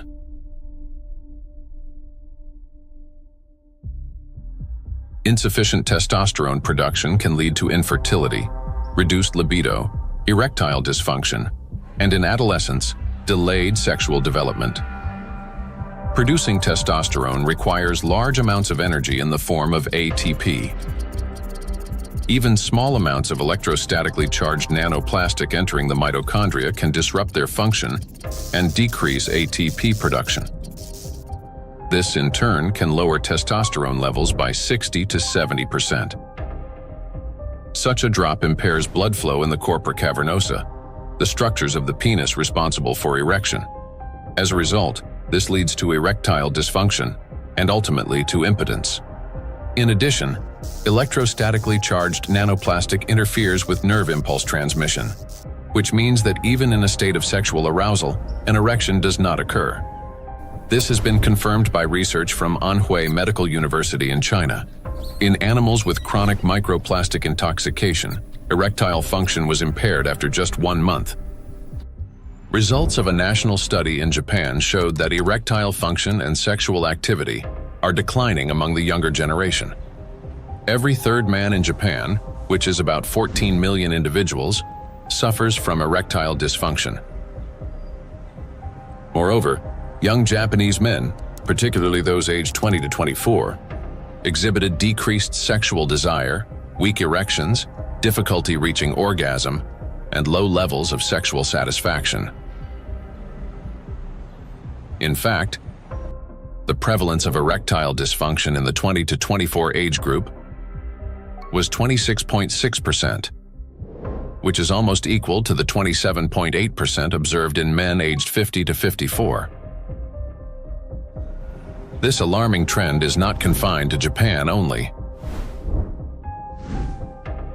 Global research confirms that symptoms of erectile dysfunction affect up to 75% of men worldwide, showing that this condition is widespread and can impact men of any age in any region.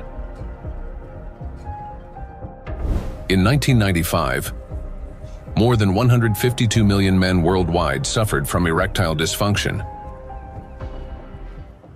According to scientists' estimates, within 30 years, this number will approximately double. So think about it. If just one signal fails, the movement will not occur, a thought will not form, and an emotion will not arise. The same is true even for the most intimate aspect of human life. Everything depends on the precise coordination between neural and vascular connections. And it is this delicate connection that charged nanoplastics disrupt. Erectile dysfunction is no longer a rare condition. It has become a widespread reality, with symptoms now observed in 75% of men worldwide. Imagine jumping with a parachute that has 75% chance of not opening. Would you take that leap? That's how most of men feel today. The situation with female fertility is no less alarming. A 2025 study revealed the presence of microplastic particles in the follicular fluid of ovaries in 14 out of 18 women, with an average of more than 2,000 particles per milliliter. These data indicate that micro and nanoplastic particles can cross the blood follicle barrier. After entering the ovaries, micro and nanoplastic particles affect the egg cell and disrupt key mechanisms essential to the health of the female reproductive system. One of the most critical of these mechanisms is mitochondrial function. Each egg cell contains between 100,000 and 600,000 mitochondria, and the energy they produce is vital at every stage, from egg cell formation and maturation to fertilization, and the subsequent growth and development of embryonic tissues. Mitochondrial dysfunction caused by exposure to nanoplastics can impair egg cell maturation, reduce the likelihood of successful fertilization, and even lead to developmental arrest of the embryo. Accumulation of nanoplastics in reproductive organs can be one of the main causes of infertility. According to the World Health Organization, today, about 17.5% of adults, that is, about 1 in 6 people in the world, face infertility.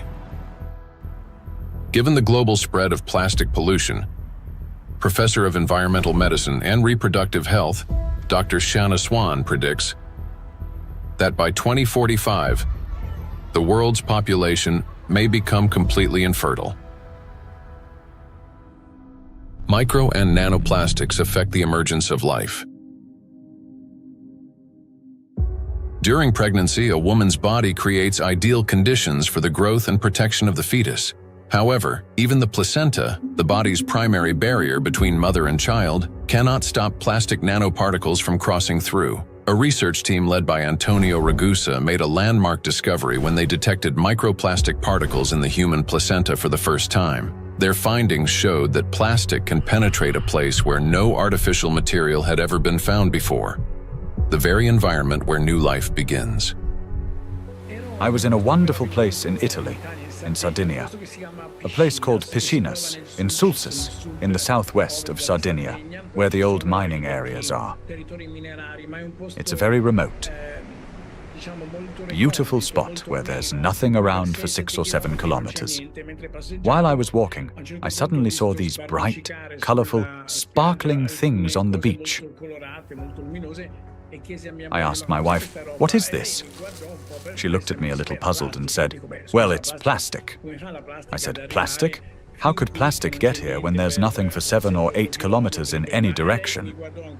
She looked at me again, with an expression that made it clear how little I understood, and said, "It comes from the sea, of course." And that's when something clicked in my mind. If plastic can spread through the ocean and end up in such untouched places, then it could also reach the inside of the womb, and so inside the bodies of babies. Naturally, from that intuition, I started pursuing this line of research. I'm a gynecologist. I help deliver babies. So I knew about plastics as much as everyone else, until a certain point. But I began reading and studying, and I reached out to some scientists who worked with microscopes.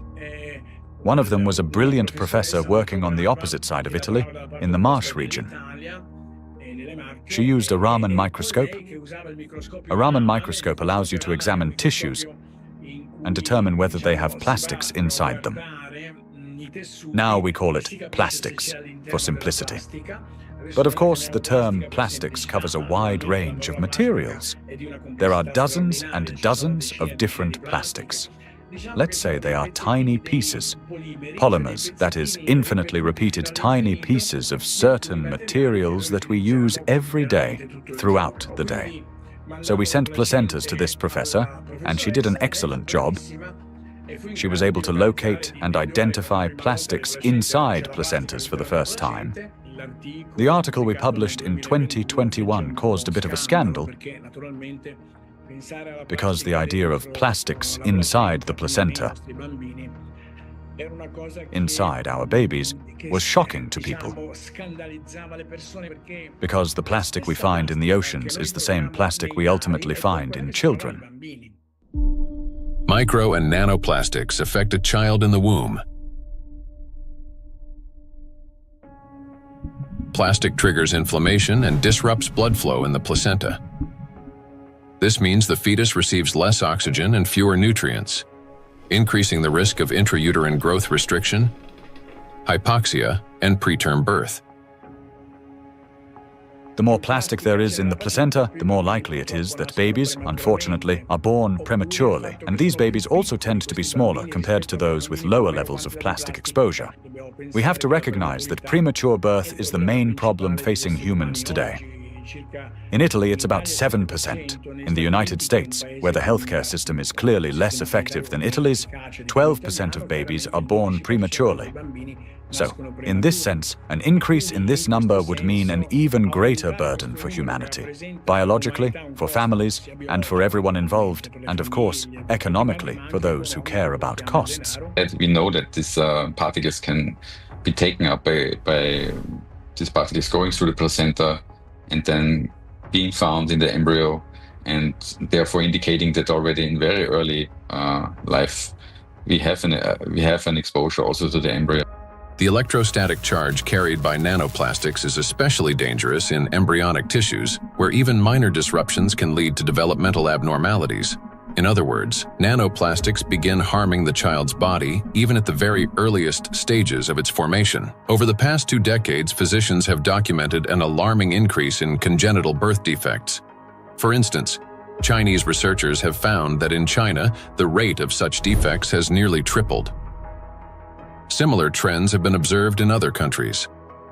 One of the fastest-growing congenital abnormalities in newborns is gastroschisis, a defect of the anterior abdominal wall in which loops of the intestine and sometimes other organs protrude through an opening in the abdominal cavity. The prevalence of this defect has increased over the past 3 decades.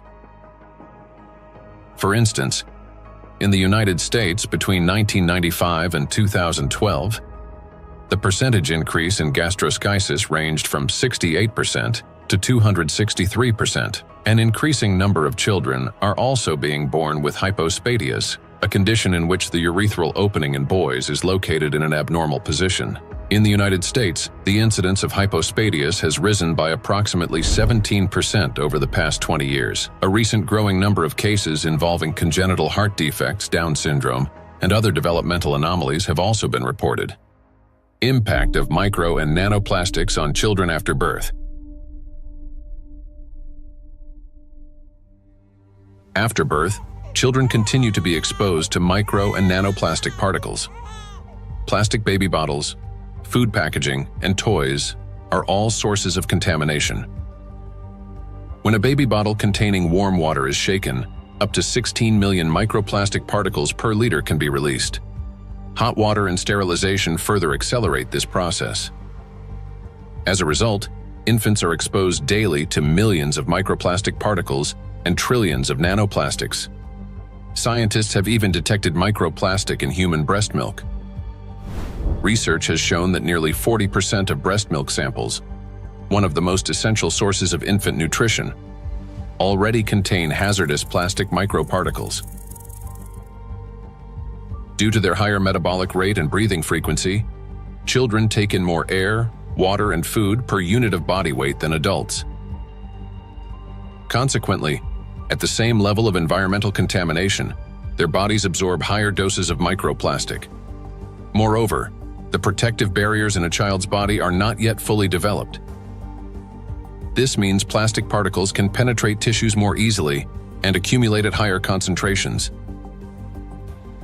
For example, in children under 2 years of age, the ethmoid bone is not yet fully formed, and its openings are wider, allowing plastic particles to pass more easily through the olfactory nerves directly into the brain. Plastic is an infiltrator. And it's mainly children who are affected by it. In our scientific article that drew a lot of attention and was widely cited, we called them cyborg babies, meaning babies who are made of organic material, but also inorganic material like plastic. These babies are smaller. They generally have smaller brains, and very few end up with lower levels of plastic in their bodies. They're not completely free of it, since plastic is everywhere, but with lower levels of plastic. Because of the electrostatic charge of micro and nanoplastic particles, as well as the presence of bisphenols and phthalates, the endocrine and reproductive systems of children are particularly vulnerable. These substances interfere with the formation and development of the reproductive organs, potentially leading to infertility later in life. Given scientific projections that by 2045 humanity could face widespread infertility, children born after 2020 may have a high likelihood of being unable to conceive their own offspring. I have 2 little daughters, and for me personally, everything we have just heard is terrifying. The truth is that we still don't fully understand the catastrophic consequences of our children being exposed to micro nanoplastics.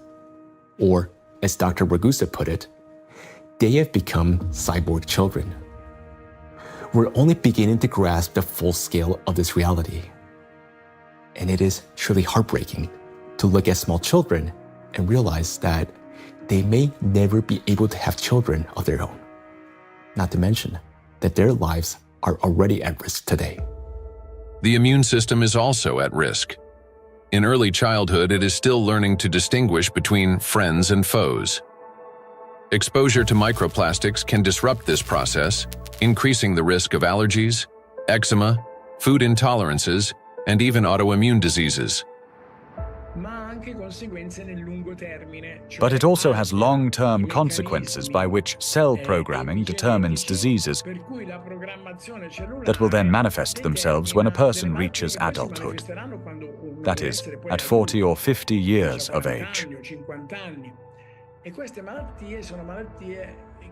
And these are diseases that are currently overwhelming, if not outright damaging, our world. They're the so-called non-communicable diseases: obesity, hypertension, diabetes, and metabolic syndrome. A child's brain is especially vulnerable in the first years of life, a critical period of rapid nervous system development when neurons are formed and complex neural connections are established. However, electrostatically charged nanoplastic can interfere with these delicate processes by inducing inflammation, damaging immature nerve cells, and impeding their development. As a result, memory, attention, and learning abilities may be impaired, and emotional instability can arise. Over time, this may manifest as anxiety, learning difficulties, and episodes of aggression. In addition, studies indicate a potential link between exposure to micro and nanoplastic and the development of autism spectrum disorders. Given the breadth of damage that electrostatically charged micro and nanoplastics can inflict on the human body, the scientific community may need to examine their possible role in the rapid rise of autism more closely. For me as a father, it is heartbreaking to realize how truly defenseless our children are. Micro and nanoplastics start affecting them from the very moment of conception, persist throughout fetal development, and continue their impact after birth. Unfortunately, the illnesses that we have already discussed are not the only conditions that micro and nanoplastics can trigger in children. According to statistics, sudden infant death syndrome is among the leading causes of mortality in infants under 1 year old. This is when a seemingly healthy baby dies unexpectedly, and the cause remains unknown even after all examinations. The number of such tragedies is rising rapidly. In the United States, for example, the number of sudden infant deaths has increased by 12% between 2020 and 2022. It is unbearably tragic when there's no way to protect a child. micro and nanoplastics and sudden infant death syndrome. Since nanoplastics can cause chronic inflammation in any tissue they penetrate, they can disrupt the formation of neural connections even before birth, including in the regions of the fetal brain that control breathing and heart function. After birth, the damaging influence of electrostatically charged nanoplastics continues. An infant's nervous system is still developing and remains highly unstable. Therefore, even minor disturbances in signal transmission can lead to respiratory or cardiac arrest. These very functions are often impaired in infants who die from sudden infant death syndrome. Moreover, when micro and nanoplastics damage mitochondria, the affected cells begin producing less energy. To compensate for this deficit, they increase the number of copies of mitochondrial DNA and expand their population of mitochondria. Studies have shown that children who died from sudden infant death syndrome had a significantly higher number of mitochondrial DNA copies in their cerebral cortex compared with control groups, suggesting that this number may serve as a biomarker in cases of sudden infant death syndrome. Thus, exposure to micro and nanoplastics may be a key factor in the development of sudden infant death syndrome, as well as in a range of pathologies that contribute to premature infant mortality. We're unable to protect ourselves, and worst of all, our children from the effects of micro and nanoplastics. While modern diagnostic equipment capable of accurately identifying the true causes of disease and death is still not available everywhere, we can say with high degree of confidence that nanoplastics contribute to the development of many illnesses and may accelerate their progression.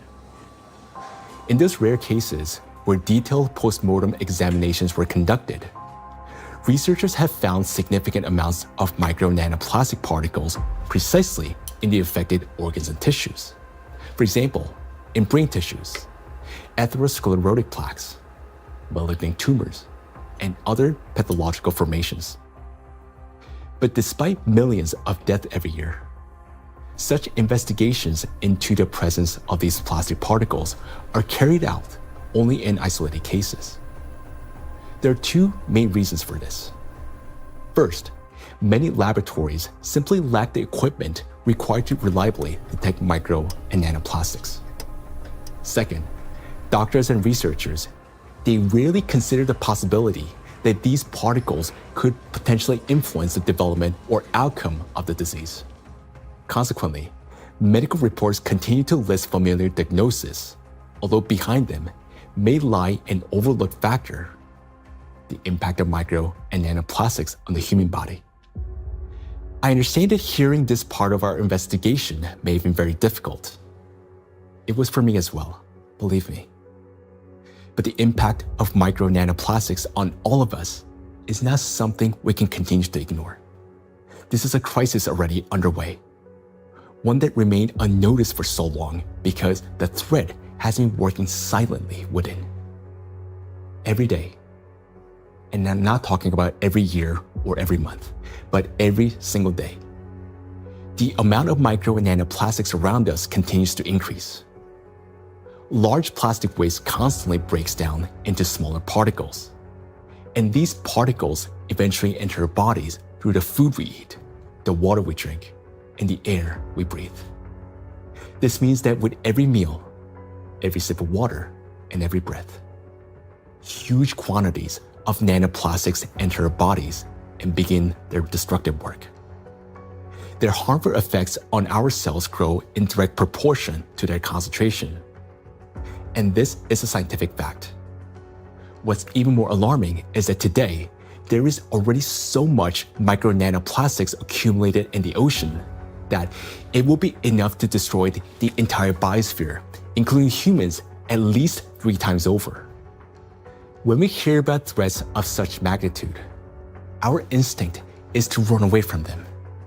And I understand that. It may feel like the only logical response is to eliminate plastic from our lives completely, or better yet, to take our family and move to some pristine corner of our planet. But would that really solve the problem? In fact, where could we possibly go to escape micro and nanoplastics? Finding solutions.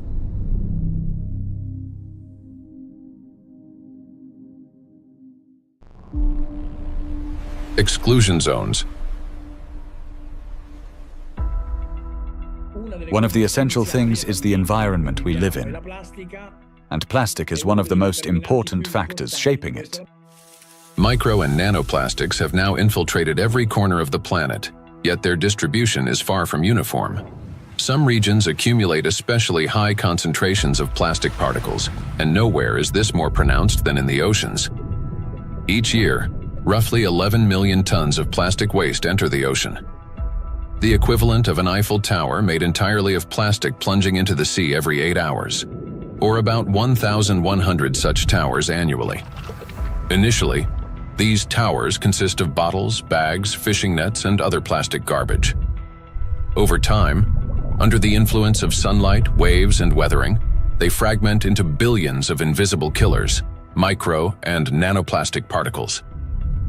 According to research, about 95% of small debris less than 5 millimeters in size is composed of plastics. The surface of the world's oceans is already covered with more than 350 trillion particles of microplastics, and the number continues to grow rapidly. However, the ocean depths hold countless trillions more, forming an invisible yet enormous area of contamination. And yet, that's not all. The sea breeze has become toxic. When waves break at the ocean surface, they generate countless bubbles. As these bubbles burst, they release not only salt crystals into the air, but also microscopic plastic particles. Carried by the wind, micro and nanoplastics scatter across the planet. The stronger the wind and the higher the sea foam, especially during storms, the more particles lifted into the atmosphere. Though invisible to the naked eye, the air around us is literally saturated with them. Each year, approximately 136,000 tons of microplastics are carried from the ocean to land by sea breeze. That is more than 370 tons every single day. In the atmosphere, plastics are transported thousands of kilometers by air currents. They settle in dew and fall to the ground with snow and rain. The coasts and coastal regions are the first to bear the impact. When people go to this seashore, okay, for holiday, for swimming, to receive some sunlight, they always send me pictures of microplastics because all the seaside are full of microplastics. A study conducted in a coastal city in eastern China found that a person can inhale up to 1 million microplastic particles per year simply by spending time outdoors. The greatest danger comes from particles smaller than 100 micrometers, which can easily enter the respiratory tract. Because most of the coastal countries in the Mediterranean Sea don't have proper waste management system, so they release many huge amount of plastic waste into the Mediterranean Sea. This is the first reason. The second reason, we have two rivers in this part of the Mediterranean Sea, Seyhan and Ceyhan. These two rivers, in 2 of the 5 most polluted rivers in the Mediterranean Sea. Recycling actually makes those 2 rivers most polluted rivers in the Mediterranean Sea. They carry more than 5,000 tons of plastic waste into Mediterranean Sea every year. It's too much. And also, the coastline in the Turkish coast has pollution like 31 kilogram per kilometer per day.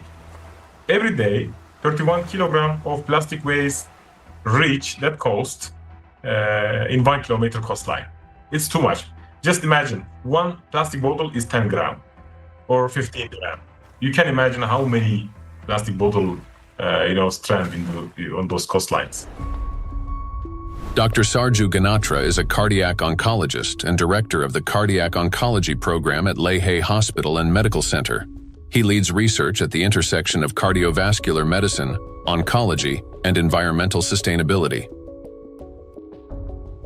According to his study, which was presented to the American Academy of Neurology, Living in coastal areas is associated with an increased risk of brain and mobility disability. The reason for this is the high concentration of microplastics in the water, air, and soil of these regions. It's alarming, truly, that what we are seeing, that people living close to the coastal water with high amount of microplastic concentration in the seawater, they have higher prevalence, higher rates of various cardiovascular disease, stroke, diabetes, and other metabolic conditions, as well as cognitive mobility and self-caring disabilities and abilities to live independently essentially are less in that population. Researchers analyzed health data from residents of 218 coastal counties across the United States, comparing CDC reports with levels of environmental microplastic pollution. The findings are striking. Memory and cognitive impairments occurred 9% more often among residents of areas with high concentrations of micro and nanoplastics, compared to those in areas with low concentrations. Motor disorders were 6% more frequent. Difficulties with self-care, such as dressing or maintaining hygiene, were 16% more common. Inability to live independently, including managing finances or shopping, was 8% more frequent. In coastal regions, where the concentration of micro and nanoplastics far exceeds that found in inland, people are already paying the price, not only with their health, but with their lives. In a study led by Dr. Sarju Ganatra, scientists compared regions with high and low levels of microplastic pollution. But this raises an important question. That is, what does low level mean today? To answer this, let's look at the numbers. Dr. Ganatra defined a low level of contamination as one tiny plastic particle per 200 bathtubs filled with seawater. At first glance, that might sound negligible. But when that single particle breaks down into nanoscale fragments, the number of particles increases not by tens or hundreds, but by millions of times. Let's consider a simple calculation. Suppose the volume of one such tiny plastic particle is just 1 cubic millimeter, roughly the size of a grain of sand. Over time, it breaks down into many smaller pieces. Now, if we assume that this single microparticle disintegrates into fragments about 100 nanometers in diameter, that would generate about 1 trillion particles. And if their size decreases to 10 nanometers, the number would skyrocket to 10 to the 15th, or 1 quadrillion nanoparticles, all from a single microparticle. So what does this mean in practice? It means that even one glass of such clean water, which hardly exists anymore, would potentially contain about 5 million nanoplastic particles. And for the human body, after drinking just one glass, at least 5 million cells will be put at risk. So can this so-called low level of contamination truly be considered safe? Each of those 5 million particles entering a body can trigger inflammation, cause hypoxia, and disrupt communication between neurons. Note that these effects aren't always immediately noticeable. A mild headache, occasional fatigue, anxiety, or difficulty concentrating. All these may be early warning signs of cognitive decline, neurodegenerative diseases, disability, and ultimately, death. These symptoms are particularly evident among people who live or spend significant time near the coastal regions. And the decline in their health is an early warning sign, a reflection of a much larger crisis unfolding across the world. Do you remember Professor Gundogdu saying that the coastal countries of the Mediterranean don't have an adequate waste management system? Well, according to research, the concentration of microplastics in this region is about 4 times greater than North Pacific Ocean, where, by the way, the Great Pacific Garbage Patch is located. And in addition to 5 already known invisible garbage patches, researchers have identified a sixth garbage patch hidden in the Mediterranean Sea. It's called invisible because it consists mostly of microplastics. And unlike other oceanic garbage patches, which are at least far away from the densely populated coastline, this one is surrounded by 21 countries. It's a home to nearly 500 million people. We can say that this is the most dangerous garbage patch of the planet, because here, the plastic has already broken down into small sizes that are dangerous for life. Everyone living in the Mediterranean is constantly breathing air with an extremely high concentration of micro-nanoplastics. This is an extremely dangerous zone that should have been long ago been designated as an exclusion zone. Now, recall the battery example and imagine how many charged particles are present and how much energy is concentrated there. That's why the Mediterranean Sea is warming faster than the rest of the world's oceans. This is very serious because Mediterranean plays a key role in shaping the climate of Europe and the Mediterranean countries. It affects the weather patterns, rainfall distribution, and even the ecosystems of the entire region. It is precisely this extreme warming here, driven by micro and nanoplastics, that is intensifying the climate anomalies, extreme weather events, and even natural disasters throughout the Mediterranean. Meanwhile, the amount of micro and nanoplastics continue to rise with every passing minute. And what worries me personally is that people do not know this and continue traveling to these regions, often with their children, thinking that they're going there to rest and recharge, when in reality, they're entering a zone of extreme danger. So the things that once symbolized health, freedom, and luxury, a yacht on an open water, a villa by the sea, or even a private island in the ocean, they're now slowly turning into exclusion zones. For now, this problem is mainly recognized by scientists, but it will soon become impossible for the public to ignore. And when that moment comes, mass migration from coastal regions will be inevitable. Thus, if we fail to find a solution, the economic losses will be enormous, as the tourism industry will collapse and luxury resorts on the coast will be deserted. Yet, the threat doesn't end there, because the tiny plastics are constantly spreading by the atmospheric circulation and contaminating everything in its path. Borders just for human, not for particles. So all these small microplastics can travel long distances. We have done experiments on the samples in Siberia, on samples in the north and south and polar regions, and we found in many of those we found nanoplastics. So most of the areas that are considered pristine are at least episodically polluted by nanoplastics via air. We measure around 20 nanograms per cubic meter of air on average.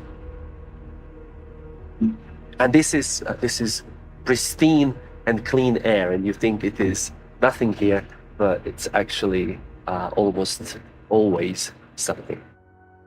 Today, forests are also at risk of becoming exclusion zones, as they've already turned into massive reservoirs of micro and nanoplastics. I understand that our instinct, especially as parents, is to search for cleaner and safer places like coastlines and forests where the air feels fresher. But the paradox is that these very places have already become some of the most dangerous environments for human life. Let me give you an example. In a large city, an adult might inhale up to 106,000 microplastic particles during a 2-hour walk. Yet, in areas near the bodies of water, that number far exceeds that, and those 2 hours may be enough to trigger a cascade of diseases, whereas for some individual, a fatal outcome. It is important to understand that when a single micro or nanoplastic particles enters a cell, it destroys more than just that one cell. After the cell dies, The plastic particle is not eliminated from the body. It continues to move throughout the body, damaging other cells and triggering a chain reaction of destruction. This process is endless because plastics, as we know, can recharge and retain electric charge. The more microplastics enter our body, the faster this destruction spreads cell after cell, organ after organ. And time becomes critical here because our body has limited resources to fight this damage, while nanoplastics, they're not expelled. Instead, they continue to accumulate in ever-increasing quantities, destroying us from within. Nanoplastics are perfect killers not only of humans, but of the entire biosphere, and it's impossible to hide from them anywhere. They're literally pushing us out of the world we once knew. Micro-nanoplastics are already affecting our planet as well as the climate. And moreover, they're intensifying already devastating natural disasters and contributing to the worsening geodynamic crisis. Climate and plastic in a single cycle of destruction. The world ocean is the largest system of our planet. It regulates climate and serves as the main source of oxygen. The ocean and the atmosphere form a single, interconnected climate system. Water has a remarkable ability to absorb and store immense amounts of heat, increasing its temperature only gradually. The accumulated heat is then evenly redistributed across the planet and transferred to the atmosphere. This property of the ocean to efficiently dissipate heat from the Earth's interior protects the planet from extreme temperature swings and helps stabilize the climate. But massive contamination of the oceans with micro and nanoplastics is disrupting this finely tuned mechanism. Electrostatically charged plastic particles bind water molecules, forming hydrate shells around themselves. This alters the physical and chemical properties of ocean waters. This has already reduced its thermal conductivity and created pockets of overheated zones where heat can no longer dissipate. Consequently, overall ocean warming is accelerating. This topic is explored in greater detail in the documentary Anthropogenic Factor in the Ocean's Demise. Excessive ocean heating, in turn, increases evaporation and disrupts atmospheric circulation. As a result, both the temperature and humidity of the atmosphere rise. Electrostatically charged nanoplastic particles act as condensation nuclei, causing moisture droplets to freeze at lower altitudes and at higher temperatures, 4 to 10 degrees Celsius. This accelerates cloud formation and contributes to abnormal weather events, large hail, extreme downpours, and disruptions of the hydrological cycle. Charged plastic particles are already influencing weather formation, affecting flight safety, cloud development, and even where and how the precipitation occurs. In other words, microplastic has already become a driver of climate instability. We know what particles doing in the air, they produce clouds. If we have a particle in the air, the water vapor sits on these particles and forming clouds. So therefore, we want to understand how much nanoparticles influence the formation of clouds. And therefore, of course, in the alpine region, it can trigger the cloud formation and so also thunderstorm or extreme weather events. When you have a big storm event, many micro and nanoplastics get released from the environment when they have been trapped in the soil, in the riverbeds, on the surfaces and things like that, and get mobilized in the air. So you then after storm you have even more pollution. This process sustains itself, creating a feedback loop. Ocean warming increases water evaporation. Even more nanoplastic rises into the air with the vapor, and even more energy accumulates in the atmosphere, further heating the ocean. According to data, every degree of warming increases air humidity by 7% and lightning frequency by at least 12%. Thus, more heat, more moisture, more plastic in the air, more lightning, and the cycle continues endlessly. Observed trends indicate that this energy buildup is accelerating exponentially. And with each passing year, climate anomalies are becoming more distinct and more destructive. We are seeing the hottest summer in Europe after having a record-breaking summer last year. Similarly, here in the northeast of US, we are seeing record-breaking temperature. Every year for last 2-3 years, we are saying, oh, this is the hottest day. And then the next year comes and there is a new hottest day. The nighttime temperature in Southeast Asia is not dipping at all in many places and kind of trapping the heat. So our body is not getting even that relief at nighttime. There is increase in air pollution. There is increase in all sorts of chemical pollution. And so if you think about this holistically, it's a huge impact on the planetary health. And I think this is a time, this is a reminder that we are part of the planetary system. We belong to it. We are not separate from it. And until we think holistically, I think, we'll define one issue, we'll define one threshold, we'll continue to go after that, maybe even solve it scientifically. But until we think holistically and act holistically as a community, as a society, I think we are in trouble. We have reached a critical point where it's no longer possible to solve the climate crisis without simultaneously addressing the plastic pollution, and vice versa. The two are interconnected, each reinforcing the other. And as we continue to study this issue, the picture becomes even more alarming because we're now beginning to understand what is truly happening. I am. Both for myself and my family, but also for the future generations. There was a time where I thought that, the climate change is real, of course, but this is for future generations to be affected by, and I was still equally concerned. But in no time, and I would say in less than 5 to 10 years, we started from that mindset and time frame. Within 5 to 10 years, we started feeling it, getting impacted by it in our day-to-day life. And so it's more concerning than ever before. And the timeline, which was predicted previously, has shortened exponentially. The impact we are seeing on a global climate, from ambient air to the thinning of the Arctic ice, and it's not linear model, right? I mean, the physics is gonna play out. The thinner the ice, it's gonna take much less amount of time to melt it, even the same volume, in a much shorter period of time. So I think these timelines are really concerning, and I am afraid, yes. Indeed, many signs indicate that our planet's energy balance has been disrupted, and natural processes are intensifying exponentially. Consequently, we may have less and less time to respond, and nanoplastics are playing a key role in this acceleration.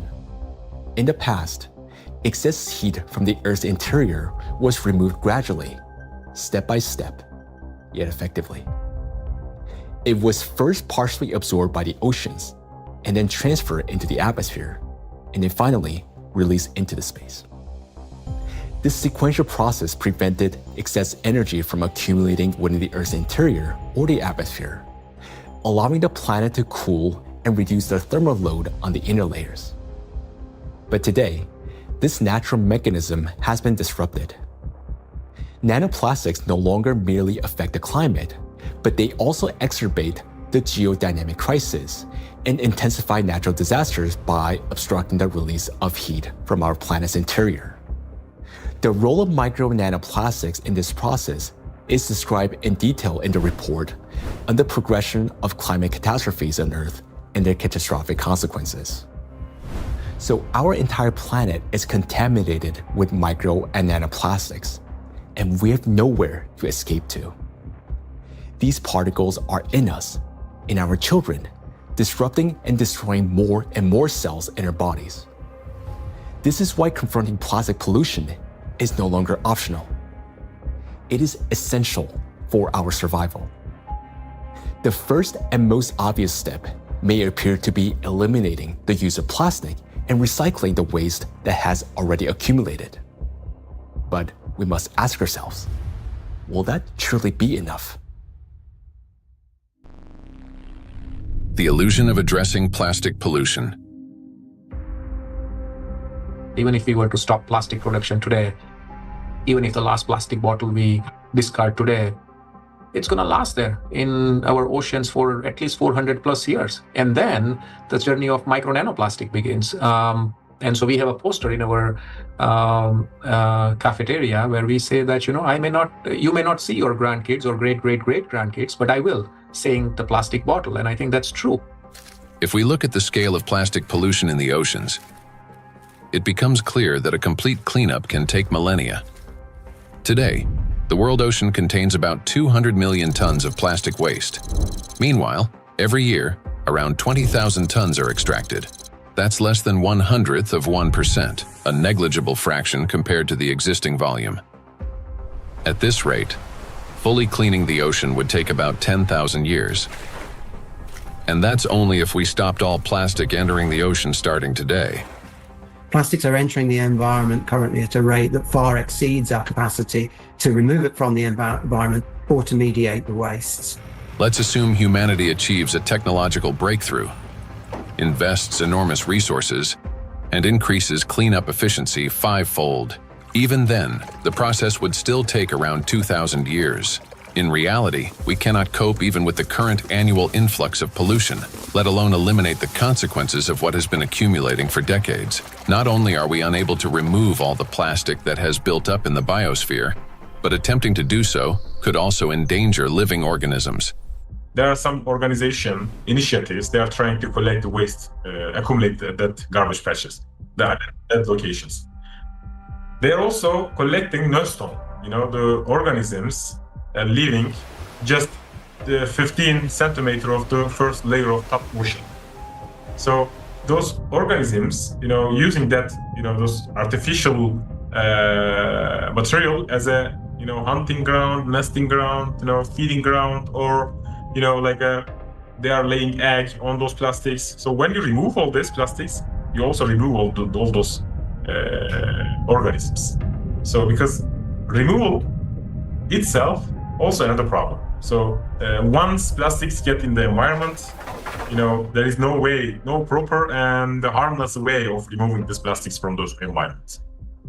Moreover, a significant portion of plastics has already broken down into micro and nanoparticles that now lie on the seabed, drift through the water column, have entered the bodies of marine organisms, and become part of the global cycle of matter. These particles cannot be captured with nets or collected manually. This means that simple mechanical removal of plastics from the environment, even under the most optimistic scenario, will not solve the problem. We are no longer dealing with debris that can simply be picked up, but with nanoparticles carrying an electrostatic charge. This nanomaterial has already become embedded in every living thing on the planet. And even if we succeeded in removing every plastic bottle and every wrapper from the ocean, one question would still remain. What happens next? We still do not have a safe method for disposing of the mountains of plastic waste we would collect.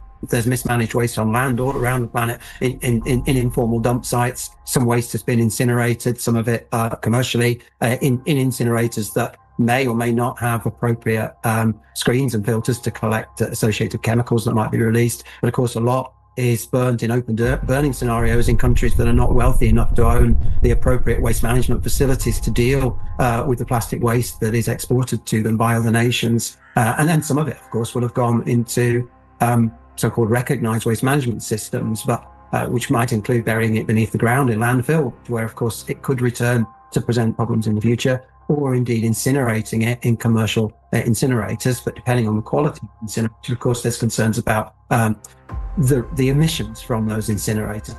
Burning plastics, whether in backyard fires or industrial incinerators, does not solve the problem.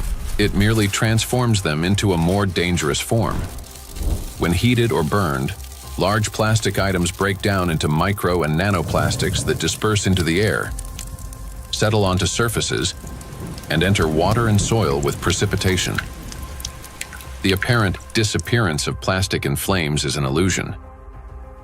Burning simply accelerates the fragmentation of plastic into the tiniest particles many times over, into the very micro and nanoplastics that pose the greatest danger to human health. And it is precisely these electrostatically charged particles that can penetrate deep into the body, including the brain and other cells, where they trigger a wide range of diseases. When you put plastic in a recycling facility, at first they will shred big plastic to generate flakes and small pieces of plastics, and then during that shredding, they also use for washing. They have to wash to remove some unwanted material on plastics. During that washing, material lose many. I mean, the huge percentage of the total mass. So those lost material will go to the wastewater stream. Recycling activities, practices, feeding microplastic pollution in the waterways. A simple and regular recycling facility can generate billions microplastics and then release into the either wastewater stream or waterway. And unfortunately, what I see with some of the things that are claimed to be a solution is that they're not necessarily properly tried or tested before they're put into the market, and there may then be potential for unintended consequences. Pyrolysis. At first glance, it looks like a technological miracle. We take plastic waste, heat it to 800 degrees Celsius without oxygen, and obtain fuel. Instead of piles of garbage, we get gas, liquid, and a small carbon residue. Sounds promising, doesn't it? But this technology has a flip side, an invisible and far more dangerous one. During high-temperature decomposition, plastic does not simply disappear. Pyrolysis is accompanied by emissions of dioxins and furans, some of the most toxic substances on the planet. They are carcinogenic, disrupt the endocrine system, and can accumulate in human tissues. They are hazardous even at low concentrations. Even if you manage to obtain 600 liters of liquid fuel from 1 ton of plastics, the price of such fuel is a threat to human health and life. By relying on such disposal methods, we're only accelerating the transformation of plastics into an invisible, yet far more dangerous form. Let me remind you that the amount of micro and nanoplastics present in the ocean alone is already more than enough to destroy our entire biospheres, including the humankind 3 times over. Meanwhile, microplastics continue to disintegrate, generating vast amounts of nanoplastics. Recall Dr. Kenner's example. A single microplastic particle can fragment into billions of nanoparticles. And with countless microplastics already present everywhere, constantly breaking down into even smaller fragments, this process is driving the destruction of humanity and of everything around us. Today, many people have started turning this crisis into a business, inventing all sorts of methods that supposedly remove microplastic from the body. And people are willing to pay large sums for these treatments. But the real question is, do they actually work? False hope. Today, in healthcare and even in some scientific circles, there's growing discussion about alleged methods to cleanse the human body of microplastics. A variety of approaches are being promoted, including plasmapheresis, hemosorption, mechanical filtration devices, dietary adsorbents, and so-called natural supplements claiming to detoxify the body. At first glance, it all sounds reasonable. If there's something toxic in the body, it should be removed. But the truth is that these methods don't actually solve the problem. I don't think any scientifically proven techniques exist to filter out the micro nanoplastic from the blood. It gets deposited in the organs themselves, which is not really something you can filter out by sending the blood to some filtration machine. Nanoplastics have already penetrated inside human cells. They are not just circulating in the bloodstream like an unwelcome guest you can simply escort out. They have become part of the body's internal environment. Yes, we can cleanse the blood with sorbents or filter plasma. But how effective can such procedures truly be? we started this plastic production and the usage of these materials, which have a lot of, positive effects. That we in the hospital, I just, when I look around in my, daily work environment, I guess that 80% of everything I touch in the hospital is of plastic, starting with my gloves. And probably 80-90% of the machine itself is made of the plastic. And that's a very important point for healthcare. What's more, the very solutions used for blood purification procedures also contain plastics. When you get sick, you are going to a hospital, you probably will go to the hospital for treatment, and then they will give you some solutions, some infusions, like they will put something inside your vein, and then they transfer some liquid from plastic package to your blood system. So those intravenous solutions has at least 62 microplastic particles per liter. So this is direct transfer, exposure, microplastic to human system, blood system. So we end up with a paradox. We are using plastics to try to eliminate the consequences of plastics. Such procedures may indeed reduce the overall toxic load, but they don't address the core issue. They don't extract plastic from cells, don't neutralize its electrostatic charge, don't restore disrupted signaling pathways, and don't protect the brain, immune system, or mitochondria. An individual has every right to try such methods. It is their personal choice, but it's important not to harbor illusions. Those procedures will not restore lost health. Moreover, plastic isn't just a material used for packaging and household goods. It is the backbone of modern industry, healthcare, transportation, electronics, construction, and even space technology. It's the second most common material on Earth after concrete, so it's extremely widespread. I think going forward, it's going to be really important that we retain the important uses of plastic, because plastics are not here the enemy. It's not a treaty about not producing plastics. It's a treaty about ending plastic pollution, not ending the production of plastics. And plastics have the potential to bring clear societal benefit. That is why the main goal today isn't to stop plastic production, but to find ways to reduce the impact of micro and nanoplastics on human health and the environment.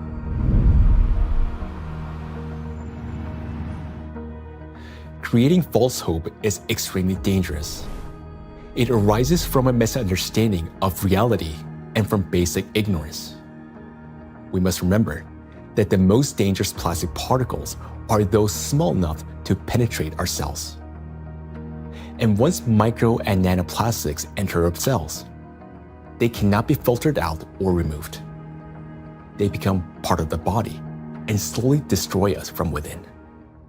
The most serious problem is that we have no control over how much of this material enters us. Nanoplastics can even penetrate the skin, for example, when we swim in the sea or lie in the sun. And what can we do about nanoplastics that, once inhaled, travel directly to the brain and begin destroying neurons? Nanoplastics are among the most dangerous substances for the biosphere and for all life, including humanity. Yet, abandoning plastics altogether will be senseless because doing so would cause enormous global losses. Synthetic polymers, including plastics, form the backbone of countless modern industries, from medicine and nanotechnology to flexible electronics, neuromorphic hardware for AI, aerospace structures, automotive manufacturing, and construction. Their versatility, ease of shaping and processing, compatibility with other nanomaterials, and scalability have made them the foundation of our modern progress. The solution, therefore, is not to eliminate plastics, but to ensure that they no longer threaten life. And the real path forward begins with understanding precisely what makes nanoplastics so dangerous.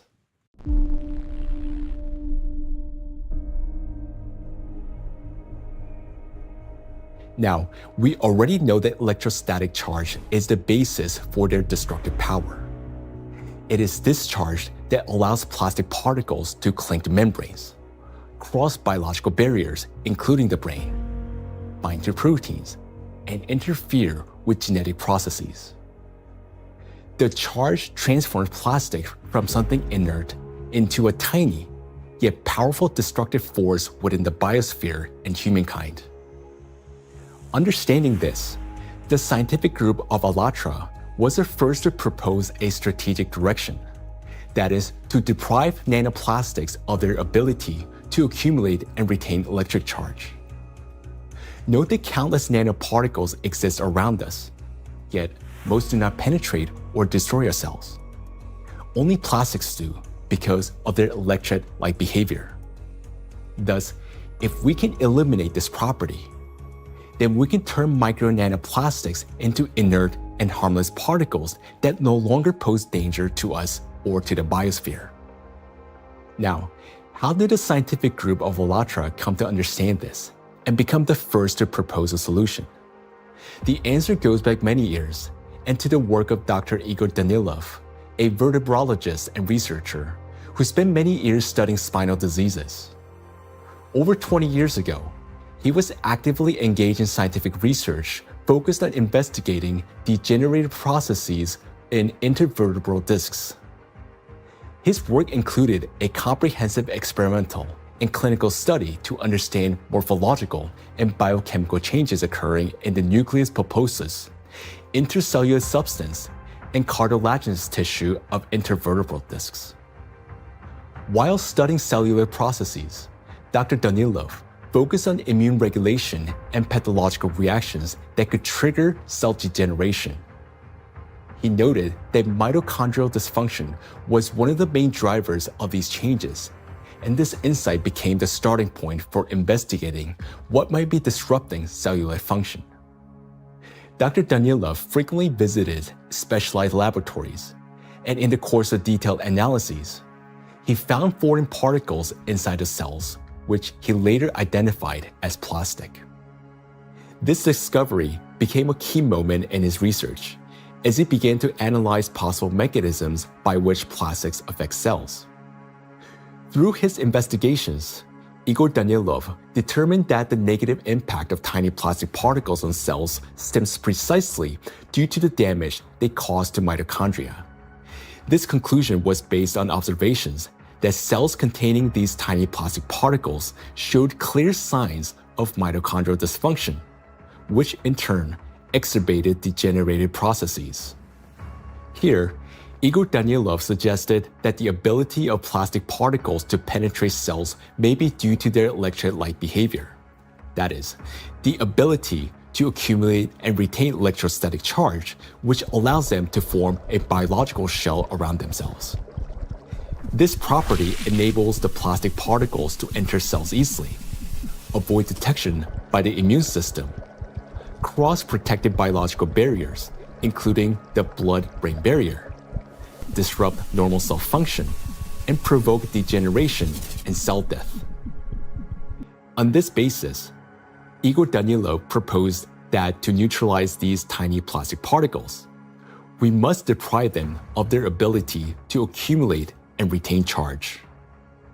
He shared his findings and projections about the harmful effects of tiny plastic particles with his colleagues from various medical fields. Igor Danilov's predictions were deeply concerning, especially in light of global trends, the rising production of plastics and the growing accumulation of plastic waste in oceans and ecosystems. Thus, more than 20 years ago, the scientific group of ALLATRA realized that micro and nanoplastics pose a accumulating in the biosphere, the energy that currently fuels the geodynamic crisis and intensifies natural disasters. Thus, plastic would no longer act as a destabilizing factor, and many planetary threats could be mitigated at once if we can find a way to deprive nanoplastic of their ability to accumulate and retain charge. The question is, how can we achieve this? Well, let's be honest. This task is extremely difficult.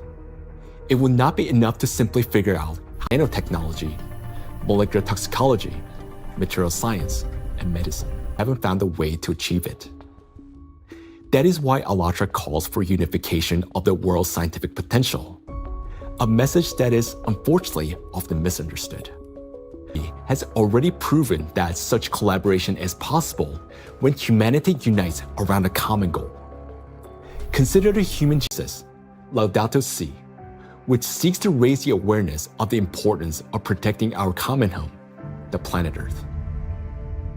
It is very important to emphasize that Laudato Si is far more than just a call to care for nature. It is a practical and scientifically grounded guide, a roadmap for transforming our world and creating a better world for future generations. The encyclical provides a clear direction toward a sustainable future, uniting ecology, climate justice, and humanity's shared responsibility for protecting our common home. The ALLATRA movement, fully embracing these principles, views Laudato Si as a powerful catalyst for global cooperation in addressing environmental and social challenges, and preserving the delicate balance of our planet. Cardinal Peter Turkson, the Chancellor of the Pontifical Academy of Sciences, is widely recognized for his dedicated work in ecology and social justice.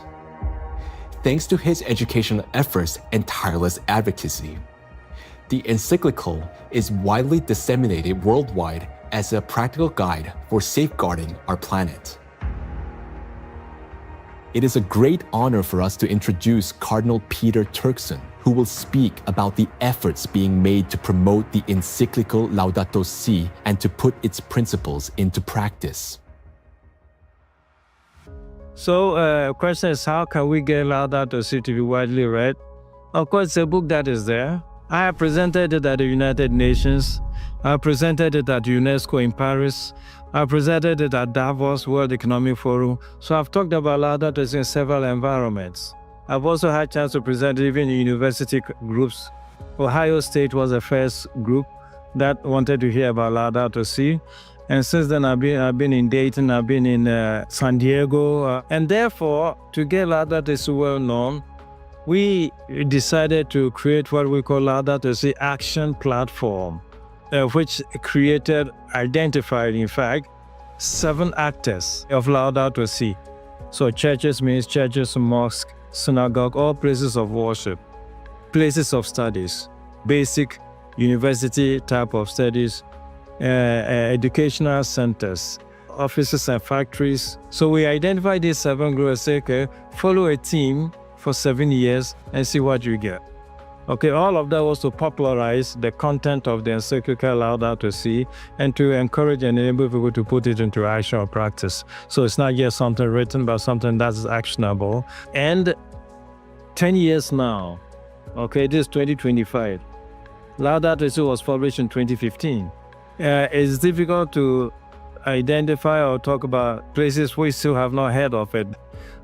Personally, and from the point of view of our force, we've had occasion to kind of talk about this to different audiences and constituencies, but I still would not say that because of that it's known worldwide and by everybody and for everybody. We've tried our best and we'll continue to talk about it. And Pope Francis, to give this a big push, decided to create what they call Borgo Laudato Si.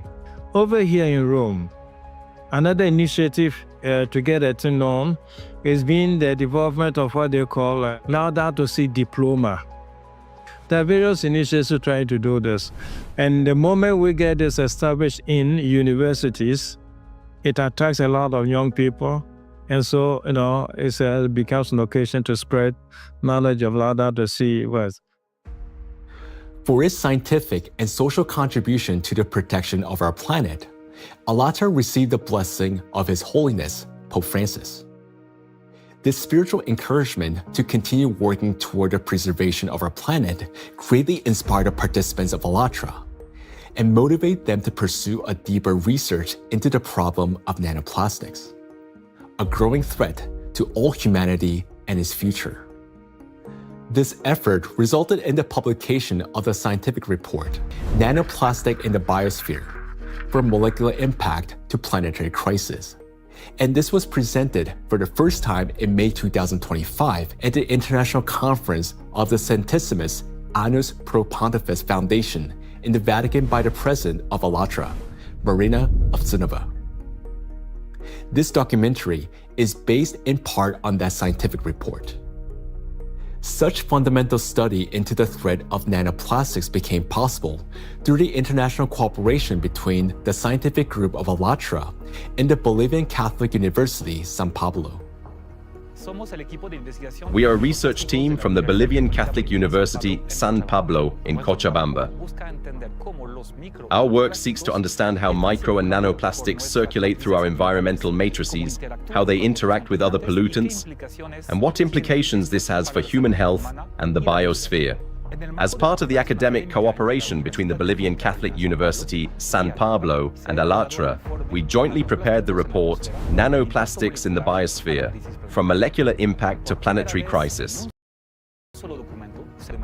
For the first time, a single document brings together comprehensive data on how micro and nanoplastics spread through the biosphere, enter food chains, and harm human health and ecosystems. The report is the result of an extensive interdisciplinary analysis that encompasses ecological, climatic, medical, physical, and chemical aspects of the harmful impact that micro and nanoplastics exert on the biosphere and human health. The global threats facing humanity require united international action. And today, we have a clear direction. Thanks to the scientific group of ALLATRA, we not only recognize a problem, but understand its underlying physical nature, the electric charge that gives nanoplastics their destructive power. By addressing this cause, that is, by removing that charge and disarming the killer, we can give the biosphere and ourselves a chance to prevail. So we must use the time we still have. And this is not an exaggeration. Our cognitive abilities are rapidly declining, and this is serious. It is a result of nanoplastics accumulating in our brains. You may already notice it in yourself and those close to you. Unless we act, it will only worsen year after year. And now, you will learn why. The age of intellectual extinction. Throughout the 20th century, scientists observed a trend. Since 1932, IQ scores had been steadily rising. This phenomenon became known as the Flynn effect. However, among generations born after the 1970s, the rise in IQ has reversed to a gradual decline. Mandatory IQ tests for military personnel in various countries show a decline in scores since the mid-1990s. According to another study conducted between 2006 and 2018 at Northwestern University, Americans showed a decline in IQ across 3 out of 4 cognitive areas. This decline in average IQ has been termed the reverse Flynn effect. In 2025, the scores of U.S. high school students on major math and reading tests dropped to the lowest levels ever recorded. Their average math score was the worst since the current version of the test was introduced in 2005, while reading scores were the lowest since testing began in 1992. Similar trends have been observed in other countries. The steady decline in IQ continues to this day. Intelligence scores are no longer rising. They're slowly, but surely falling. But what lies behind this troubling trend? One important correlation stands out. The decline in average IQ coincides with the exponential rise in plastic production and pollution. Take a look at the graphs. The more plastic, and therefore the more micro and nanoplastics in the environment, the lower the IQ. This shows a clear link between increasing the amount of plastics and declining cognitive abilities. And that is deeply alarming. This isn't just a statistical correlation. As plastic production has skyrocketed, our daily exposure to micro and nanoplastics has risen with it. Charged plastic particles can easily pass through biological barriers, including the blood-brain barrier. Once inside the brain, nanoplastic particles accumulate not only in neurons, but also in glial cells, the very cells that nourish and protect neurons and help form neural connections. There are many more glial cells in the brain than neurons themselves. Electrostatically charged nanoplastic disrupts the function of glial cells, triggering inflammation and chronic stress, setting off a continuous cycle of destruction inside the brain itself. For the brain, chronic stress and inflammation are like a computer running on a critically low battery. When the battery is nearly drained but dozens of programs are still running, the system automatically switches to power-saving mode, shutting down energy-intensive applications to avoid overheating or freezing. Our brain works in a similar way. When stress and inflammation reach a critical point, the brain, like a computer, will eventually shut down its most energy-demanding regions to survive and conserve energy. The first to go offline is the prefrontal cortex, the youngest and most complex part of the brain. It's considered the control center, responsible for such essential functions as intelligence, behavioral regulation, and the ability to think logically, consistently, and rationally by comparing facts and drawing conclusions. The most dangerous part is that the shutdown of the prefrontal cortex happens silently, without our awareness, and we won't even realize it. The brain will switch to its basic survival programs. The ancient rapid response system, the limbic system, takes over. Its key structures, the amygdala and hypothalamus, trigger the fight, flight, or freeze reaction, fast, impulsive, and without time for reflection. These systems will still stay active for a while because the brain identifies them as critical for survival. As a result, rational decision-making gives way to panic.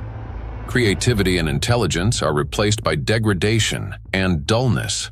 Empathy fades, replaced by indifference or aggression. Electrostatically charged plastic particles that enter the brain interact with neuronal membranes, activating microglia and continuously fueling oxidative stress and chronic inflammation. Prolonged stress literally reshapes the brain. In the prefrontal cortex, the center of analysis and control, neural connections weaken and disintegrate.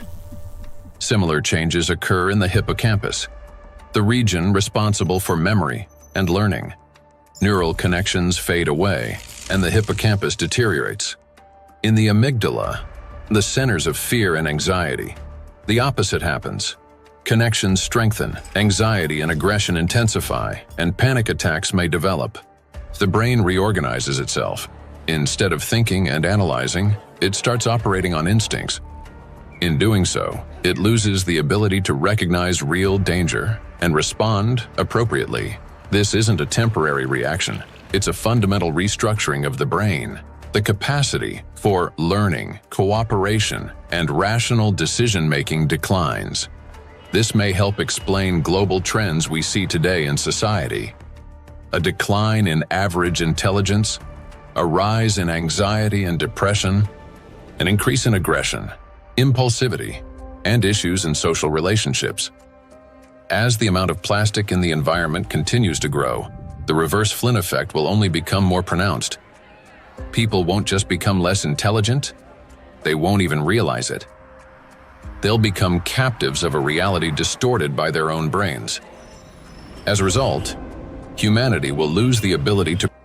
They'll no longer be able to connect facts logically, and therefore will lose the ability to make sound decisions.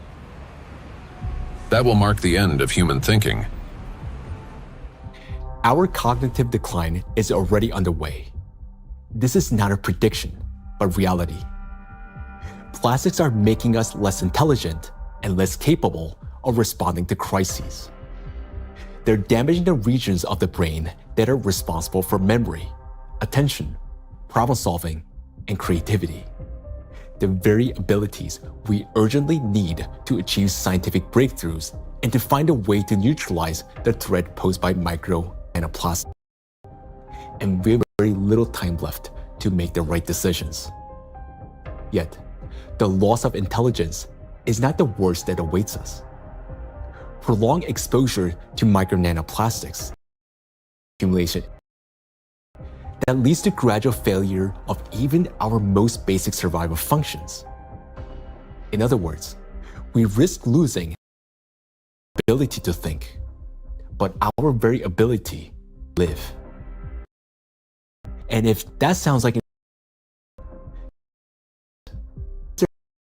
their body mass is much smaller, the concentration of plastics in their brains is much higher.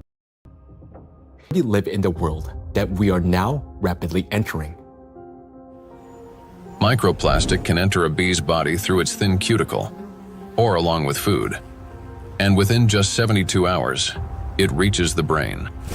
From there, damage, neuroinflammation, cell death, and neurotransmitter disruption. The bee loses body mass, its metabolism slows, and its immunity weakens. Its sense of smell, memory, and navigation begin to deteriorate, and bees stop recognizing their own colony and can no longer find their way back to the hive. With prolonged exposure to nanoplastic, the damage becomes fatal. The bee's nervous system collapses under the strain, and some simply drop dead in mid-flight. Look at this photo. You can see the brain of a bee that has been penetrated by nanoplastics. This amount of nanoplastics was enough to cause serious cognitive impairment in the bee. What is a critical point beyond which, like the bee, we stop recognizing the world around us and die on our way home? If nothing changes, this is a future that awaits us.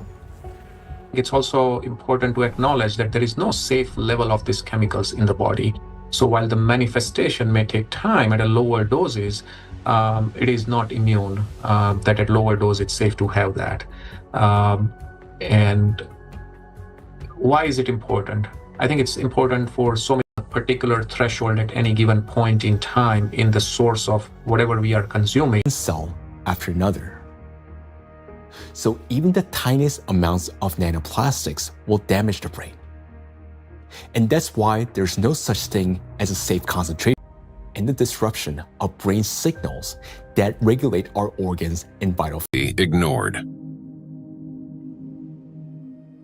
The more I've learned about nanoplastics and how widespread they are and their harmful